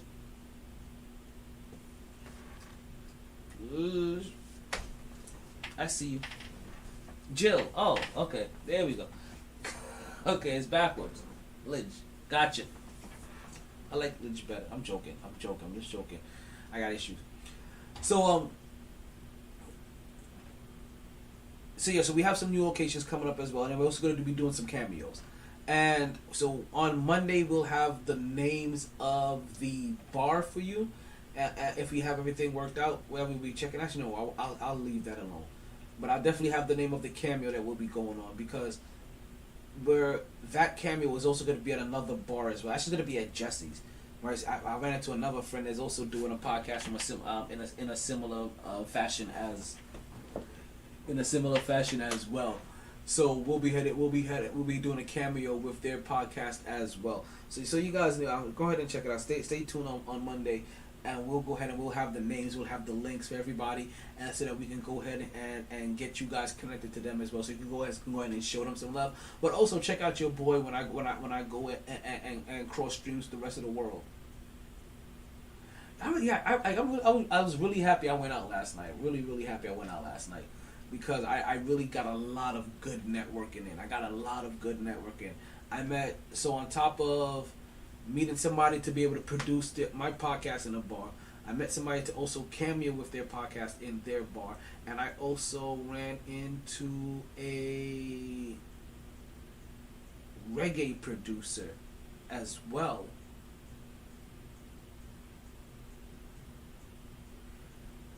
And I feel like there's somebody else that I'm missing. God damn it, I have a Rex in my phone. Rex. Oh, okay. Rex is the podcast cameo for Jesse's. So that's who Rex is. I'm telling you. Like I have all this information on my phone. Like I'll be trying. After I take everybody's name, after I take their name and their number down, I have to go to like the note section in their contact and leave myself like a whole fucking paragraph. Like, okay, you met them by the bar in the thing with the and they just so like when I see it the next day, and then take a screenshot of it. It's like, okay, this is new contact information that you just recently got. Go in there and read this now and see what the fuck is going on, and give myself a whole new reminder. Because you have to find a way, right? That sober you has a way to communicate with drunk you or inebriated you. Like inebriated you and sober you sound like don't function on the same plane. They don't communicate with each other. Like both of them, they're like I don't know what that nigga did. Like don't talk to me. Wait till I get drunk. Wait till I get drunk again, and you can go talk to his ass. Like that used to be a real thing. And what's about to be a real thing as well is our first commercial break, folks. Yes, folks. Yeah, I know. I stalled a little bit. I just wanted to talk about the things that were coming up. Also, give me some time to go ahead and kill this out. I didn't get too much into a real topic before the commercial break happened and comes about, but it is about to be here. So again, for everybody that's listening on Podbean, you are going to lose that feed in a few minutes here, or in a few seconds here, or just about a minute here. But don't you forget that there is a new feed already up and ready for you guys to join. Just go ahead and rejoin us through there. Everybody else, you'll be hearing the commercial. Let's go ahead and get that commercial running now so we can go ahead. Is that rain out here? Or is that just the bugs again crashing on my window? Who's that peeping in my window?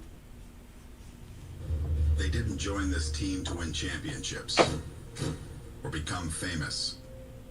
They joined because there is important work to be done, and only some able to do it. They are brighter, better educated, led, and equipped than any team in history. They are doctors, lawyers, engineers, technologists, and combat troops, all prepared for whatever comes their way. You'll find them where the lights don't flash, and the only contract they sign is with themselves and their country. One day, they may be asked what they did to make a difference in this world, and they can respond, "I became a soldier."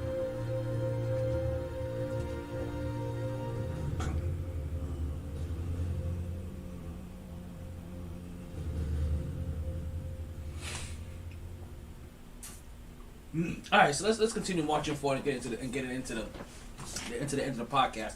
We are officially into the final hour of the podcast, folks. This is where all the bombs over Baghdad I'm getting dropped.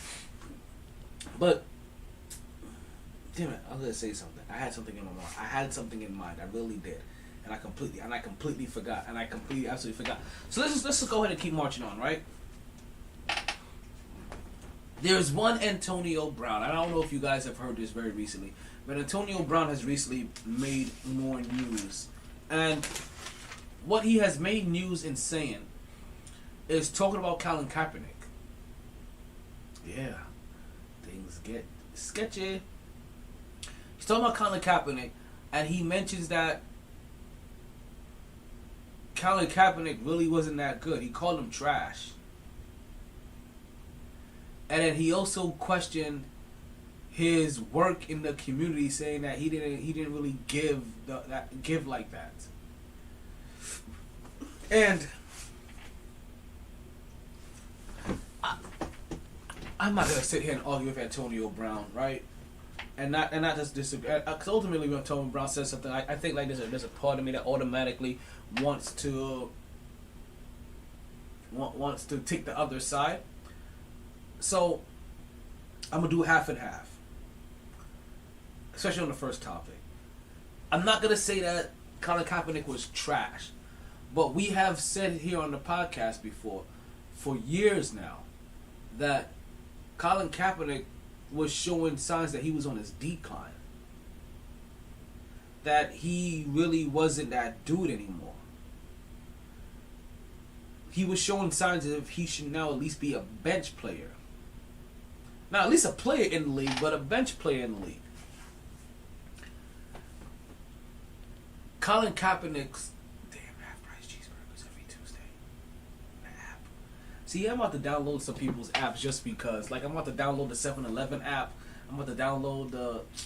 See, I just want food right now. I just want food. That's what that is. How much time we got left on the podcast? We got like about another 50 minutes left. And let's let you guys know that if in 10 minutes I'm like, you know what, guys, here goes into the podcast. I'm done. Just enjoy it. My ass is just trying to be fat.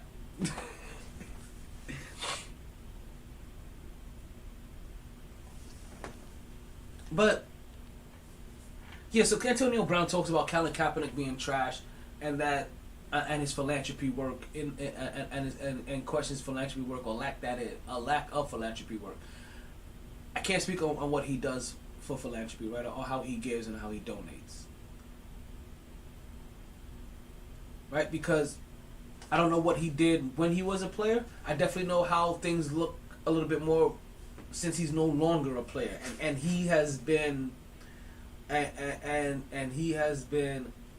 Damn, is this the proper time to use a moderate? Right, but he has definitely been utilized and been the image of what not to do. Of the NFL doesn't fuck with you.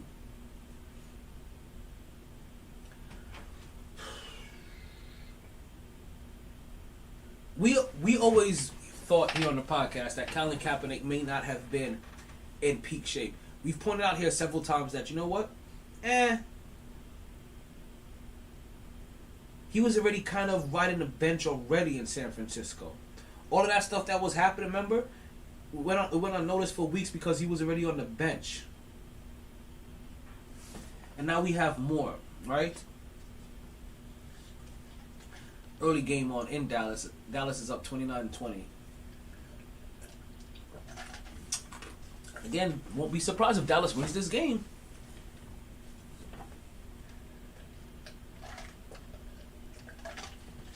I know they've been attacking Luka, whatever they said they've been doing, but home cooking, a little bit of extra motivation. Let's see what happens the whole entire game.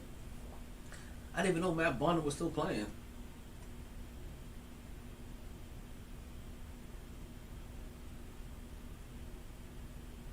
Jimmy was going to go for the block, and then he stops himself. Now, why? I don't know why particularly Antonio Brown is taking shots at Kaepernick. Maybe because of Kaepernick is possibly maybe in line to see if he can get another opportunity in the league, and he's just hating on somebody else's chance to get an opportunity after he has squandered multiple opportunities himself. Right? I wonder if this was just like a hating thing. And like I said, like, it's weird to say because as far as the philanthropy go, don't know what his philanthropy looks like when he was a player versus not when he wasn't a player, but we kind of know what it stands now. But he isn't completely wrong about Colin Kaepernick not being that dude or having discrepancies in his game.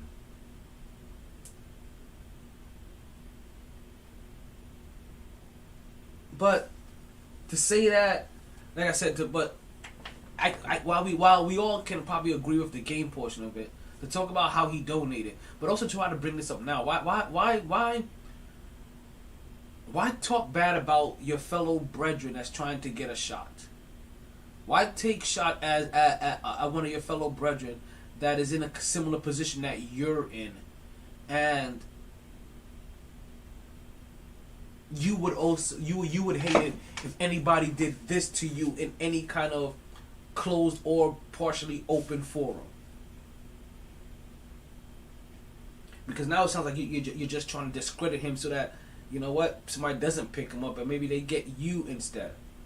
Because you know you filed your grievances and you're wondering why this and why that. I think the NFL is out to get you and all this other stuff. But now speaking of no cap, right? Damn, I don't know if I want to talk about this here right now. But you know what, we are. But speaking of no cap, we had a cop punch a student. Have you guys heard of this incident? I'll say this again. We have a cop that has punched a student. Have you guys heard of this incident?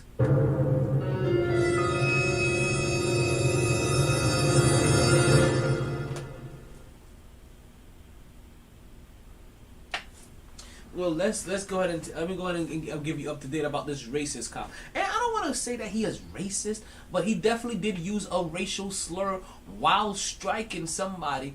And of course, folks, let's go ahead and give you a little bit more context.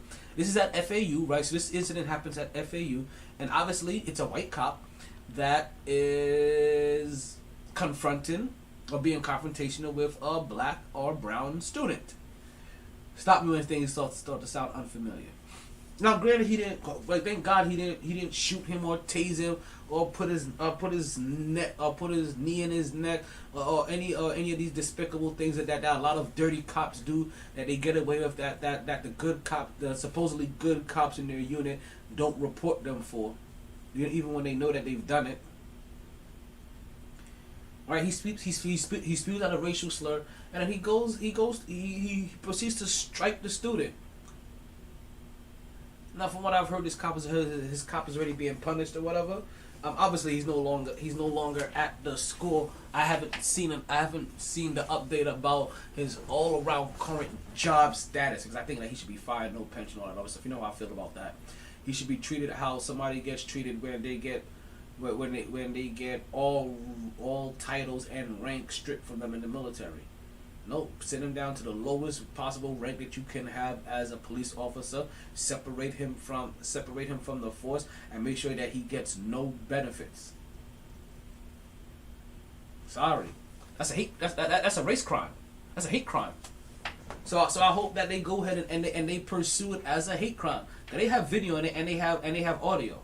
Pursue this motherfucker as a hate crime.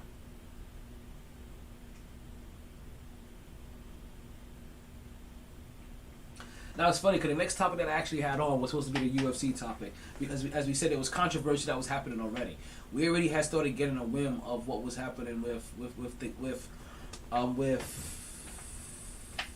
Oliveira and Gaethje, right? And then by the time that we fully started, it just escalated to that next point where it was like, you know what, you're stripped of your belt, you're stripped of your belt, you can't qualify for it, but your opponent Gaethje can. So if you win, Oliveira, you can't win this belt back. Pero if Gaethje wins, then guess what? He gets that title. So you fucked yourself. And don't let this be fight of the night or get any other kind of compensation from or get any kind of monetary recognition for being fight of the night, submission of the night, anything else like that, where you may have a shared purse, because you're gonna forfeit that shit too. These guys really gotta start getting shit. This is the second week in a row we've seen this, but at least UFC is while they can't control it, at least they found a way to not only deter it, but also find a way to make sure that monetarily that these guys also feel it as well. Like, yo, you could have had all this extra money if you just wasn't a fat ass, or you were more disciplined. I'm sorry, none of these guys are just fat asses. Right, let's continue to march forward. Right, let's hop back into the NBA. Oh no. Let me finish telling you about this fight between Rose and. You still didn't pull it up for me yet? I said her name earlier, didn't I? And I completely forgot it already. But where's this fight card at? Because the women championship on here as well is really something to see. It's really going to be a fight to see as well. So we're going to have. Here we go. So it's Charles Oliveira and Justin Gaethje, and I feel like this is their second time fighting for the lightweight belt. But like I said, Charles Oliveira won't be fighting for that. So we have Rose Namajunas versus Carla Esparza. Here goes the fight. So for the women's strawweight title bout. So you guys may have heard me say this earlier, so I won't go over everything again. But for the people that this is your first time here, for that strawweight title was built on these two ladies' backs, like literally, because they were in the Ultimate Fighter and they fought and they brought in women and they fought for this belt to bring this title in. When they won this title, it was Carla Esparza that won this title, and she was the first strawweight champion. But everybody thought that Rose was gonna come up on her, as Rose was her challenger. Those were the two women that was fighting for the strawweight challenger. Rose was the one that lost. But Carla, like I said, Carla really just had a lot more experience. She's a great wrestler. She has a great ground game, and that's what she utilized to beat a lot of the unexperienced fighters that she was fighting in the Ultimate Fighter. But as you can see, Not only has she utilized that talent to be able to win that title once, but she's also utilized that talent to come back around and try to get a second crack at it. And she's doing it on a person that she has fought for this title already. That's crazy. You see Michael Chandler taking on Tony Ferguson. You got Ovenchika St. Pierre taking on Mauricio Rua. Ooh, shit. this is something that I hate where you got a lot of names. I just don't know how these names are produced anymore. But it's a fight, right? So, and Donald Cerrone, that's how Cerrone looks now? Shit. Thinking on Joe Lazon. That's funny. That's funny to me. That is funny to me. I'm trying to see now what I'm gonna do Saturday. Fuck, I think I was gonna chill here. Oh yeah, I'm gonna be working all day. I'm gonna be pulling a double like I did today. I'm ready to crash. You guys have no clue. Came in from Cinco de Mayo about 1:30, 2 o'clock in the morning. 2 o'clock in the morning after 2. About 2 o'clock in the morning. I had to be up by 3 to go to work. I did my first shift. I finished that up like around like 9:45, right? Like 9 something, 8 something, almost 9 o'clock. I turned right around and grabbed another shift that started like 10:45. So I really only had like about another hour and a half before I had to like try to get some rest, do whatever, and go back on the road and get a delivery off. And then after that, came back here and started the podcast. So listen, I am spent. I ain't gonna lie. So if you hear me now, it's about you about to end the podcast here. I can tell. And you know what's crazy? Because now I realize something. When the fatigue kicks in, on how everything starts flooding into my brain and how other little things sound. I normally ever noticed this when I was intoxicated and I thought it was the liquor. But now I 100% know what it's like. Because now, I ain't gonna lie, I feel drunk. But I am not. And this really is all lemonade. That's why I need my lemonade sponsor. Now, so this is another nice card. As the UFC always knows what they're doing here when it comes to their fights. They always put together wonderful cards. Let's go and talk a little bit basketball before we talk a little bit more about this Phoenix Dallas game. Let's go Golden State, Memphis, and then we're gonna talk Milwaukee, Boston, and then we'll get into the games that are on tonight. And then that's how we'll most likely end the podcast. Even though I got a couple of things I wanted to get into, right? Because even football wise, you know what? Like let's see. I don't have enough people here, but I have a question for you guys. And actually, no, I want to ask this question. So I'm gonna ask it again and again and again. So everybody that I know, I'm asking this question to. Who would you rather have? Baker Mayfield or Mr. Turn over chin, turn over chin, turn over chin, turn over chin, Jameis Winston? And can I tell you, for no particular logical reason, when I hear this question, my first response is Jameis Winston. But yeah, he's the only person I describe as turn over chin, turn over chin, turn over chin, turn over chin.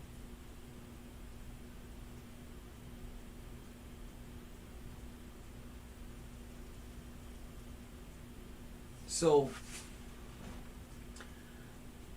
in a weird way, I want Jameis Winston. I'll take Jameis Winston over Baker Mayfield. I don't know if too many people will agree with me on that. That's just how I feel. But you guys also know I have a soft spot. I feel like I do. I feel like I have a soft spot for Jameis Winston. I really do.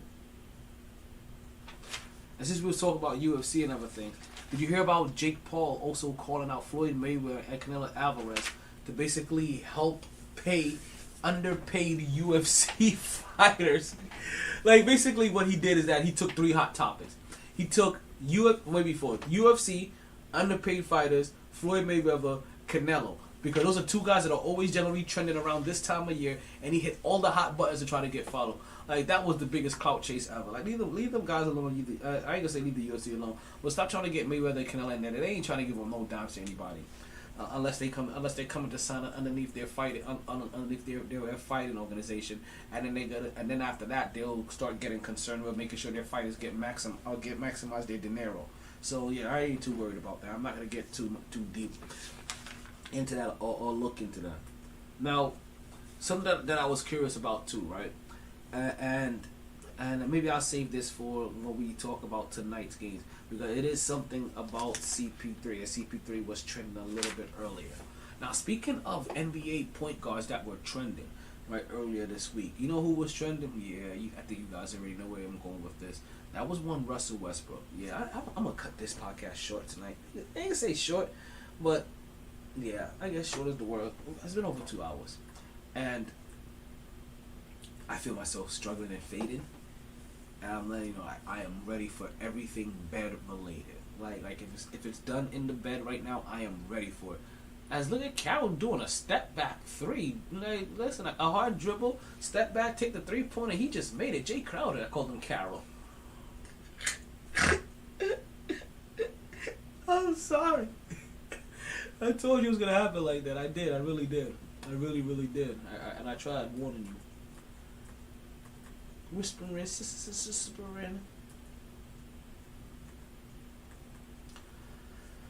So, the Golden State Warriors, right? They play the Memphis Grizzlies. If you guys may or may not know. Before I got there, with my point guards, right? That were out this week, and that is one Russell Westbrook. Russell Westbrook was out this week, and I don't know if it was a full-blown skirt or if it was a kilt. But I'm going to tell you this. Hold on. Oh, damn. I almost put a little too much torque in that bitch. Shit, man. I'm not even going to do that again. But,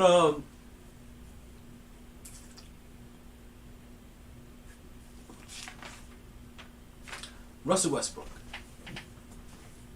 He was, like I said, he was out in like some kind of kilt or skirt or some kind of shit like that. And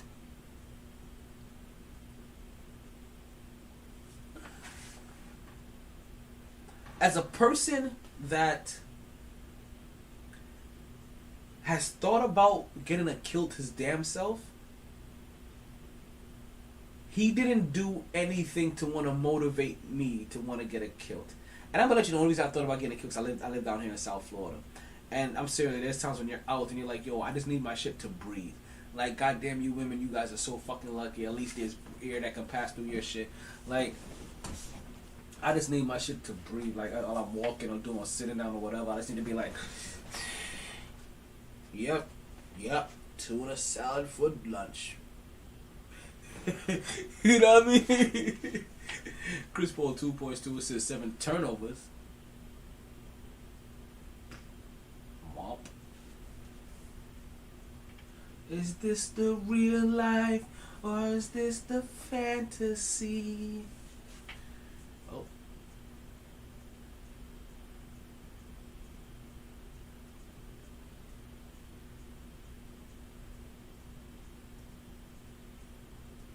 So it look like Dallas is, as I'm looking at Dallas, like they're trying to speed up their play a little bit. Players are hitting shots everywhere. Again, you seen a heavy dosage of home cooking. Dallas has taken a 14-point lead, 34-48. Sorry, was I not talking this whole entire time watching the game? My bad. Well, if I was talking in my head, I'm telling you, that's that fatigue shit now. Seriously, I'm dead ass about it. It's starting to hit. But so Russell, take it from a guy that's always wanted to kill. He did not help at all. And not only did he not help, based off the fact that he looked so goddamn strung out as well, right? In some of these pictures, right? Eyes wide the fuck open, just.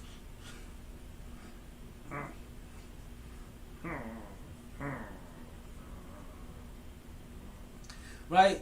Looking at showing, it didn't really help me want to say, like, okay, you know what?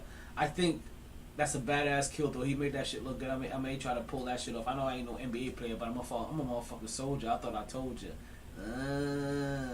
Did I do that? Uh-oh. It ain't my fault. Yeah. So, you know what I mean? He really didn't help. He really did not help. He did not help at all.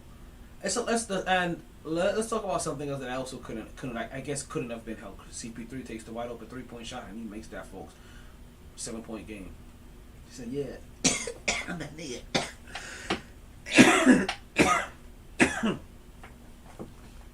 My shit is got dry.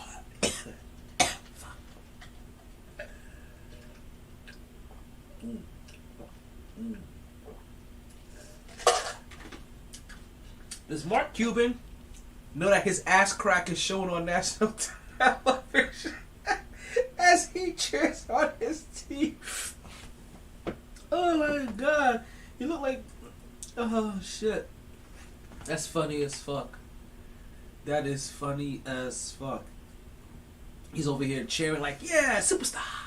And his whole ass crack is just out.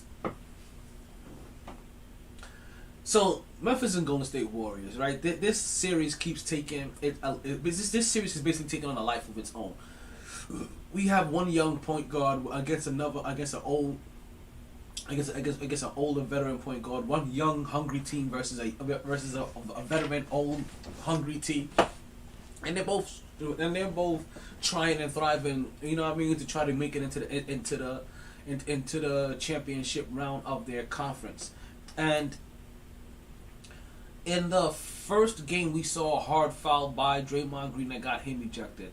In the second game, we saw a hard foul by Dillon Brooks that got him ejected. Now, the foul with Dillon Brooks end up getting a lot more scrutiny than the Draymond Green play did.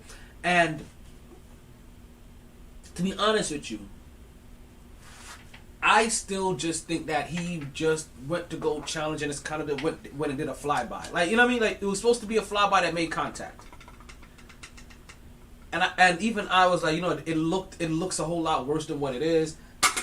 But to keep it the letter of the law, right? These are flagrant two. These are both just flagrant twos. Let's not get anybody ejected. Get him. You know what I mean? He got ejected for that game. Nobody suspended any extra games. And I heard tons of NBA players talk about it. And the more I heard them talk about it, the more my opinion started to sway a little bit. Like, okay, you know what? All of these former NBA players can't be wrong. But also, some of them also just get older in their ways, and they get into that get off my lawn kind of mentality. And they all may start to share this old ass group think shit, right? So when I heard two individuals, maybe three individuals, say that they didn't think this was dirty, or they thought that it was dirty and that he broke the code, I was like, okay, you know what? I'll listen to you. Steven Jackson, Matt Barnes, Gilbert Arenas. Those motherfuckers was against it. If those three individuals right there specifically were not against that hard foul, I would still sit here and I would continue my rhetoric.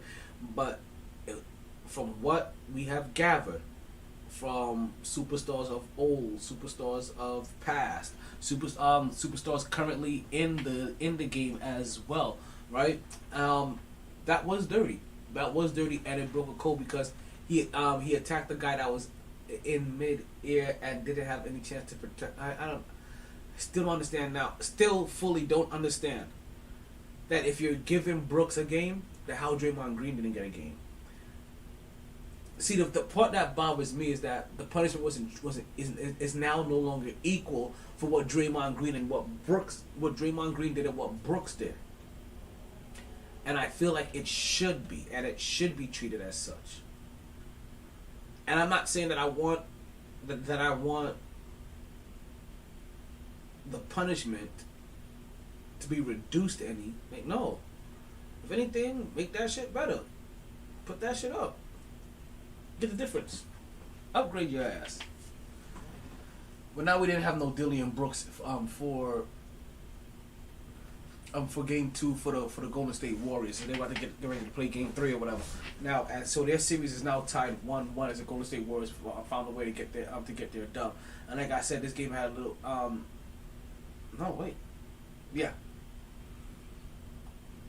and Golden State managed to get their dub even after. No, they actually lost this game. I'm sorry, Memphis managed to get their dub even though Brooks got ejected. And now we're gonna see how they play now without him in this game, and both teams know that he's not there. Not just his teammates who are not gonna have to game plan for him not being there, but also for the opposing team, I guess now the game plan for him not being there as well. Again, we're gonna keep an eye on this Golden State and Memphis series. This is one of the more intriguing ones to me. There's so many different elements here.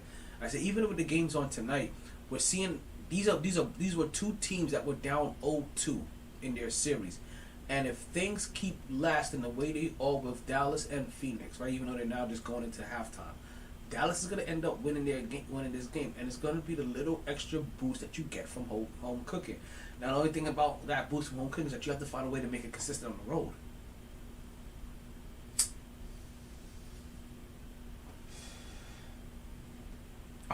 Folks, I think that's about it for us on the podcast this weekend. What else? What other topics would we have to possibly get into, right? A little debate about CP3 status, but I think we can save that for another day, or even save that for a day when we are in public. So, folks, thank you guys for listening.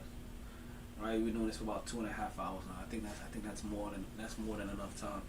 All right, you see Luka Doncic doing his thing, folks, but that's still a 7-point game, 44-51, and CP3 has the ball with 17 seconds left to go in the half, 10 seconds left to go on the shot clock. He has Spencer Dinwiddie on him. They get into Devin Booker. Devin Booker goes right, crosses over, comes left, drives to the lane hard, puts it up, and gets it blocked. 0.9 seconds left. Listen, that came from the strong side and from the weak side help. They got help from both ends. There goes Devin Booker. He comes through. Yeah, that's weak side help. And he came through and he challenged and he got that ball off. Okay, 0.9 seconds. They don't got time to do much else. Catch, shoot, and they miss it. But CP3 from the inbound position, he gets the ball back and gets it to an open teammate who also misses the three as well. And they'll be going into the locker room at halftime, 51-44. Right, Dallas is up by 7 points. Luka Doncic 16 points on 7 for 17 shooting. Folks, this is Phoenix Suns' lowest scoring half in the playoffs. And what a hell of a time to have it done. But there we go, the home cooking by the second round team. That shit is a little bit more fulfilling. And it hits completely different than the home cooking that you may have experienced, right? Or the cooking that you may have experienced from that first round team. No. In the semis, things hit different. And things will continue to hit different if you guys continue to do positive things and stay in a positive light and continue to capture wave that never subsides. And that's from the boy Toby and Wigway. Well, from me personally, continue to transform yourself into the person that you want to hire to work for you. Thank you guys for listening to Mighty Sports Podcast. I've been your host, Untitled Chapter. I fucking love you guys. I really do appreciate it. Don't forget to like, share, and subscribe to everything MyT Sports. The links are in the bio. Thank you guys again. Don't forget to get your free order of Blue Chew by using the promo code of KIFJ. And DJ MyT, we go through this every single time. Can you please play the outro so that I can stop rambling? Sorry, B. I tried. Honest. All the bandwidth in the world couldn't keep me contained. No lag. Gonna share my talents with Podbean Live. Always knew I'd take the pod there. Just a lot later than a lot of listeners thought. Last of the real gabbers. Well, maybe not the last. Munchkin got good mic skills. New, improved MyT podcaster. Potty down now. Last call for drinks. Bars closing. Sun's out. Heard the casino got a buffet breakfast. Don't want to go far. Wild night. Tired, B. Tired. MyT.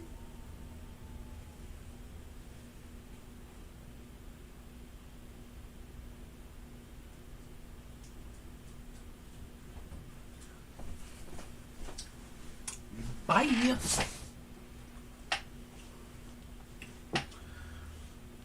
Okay. Who do we need to stop?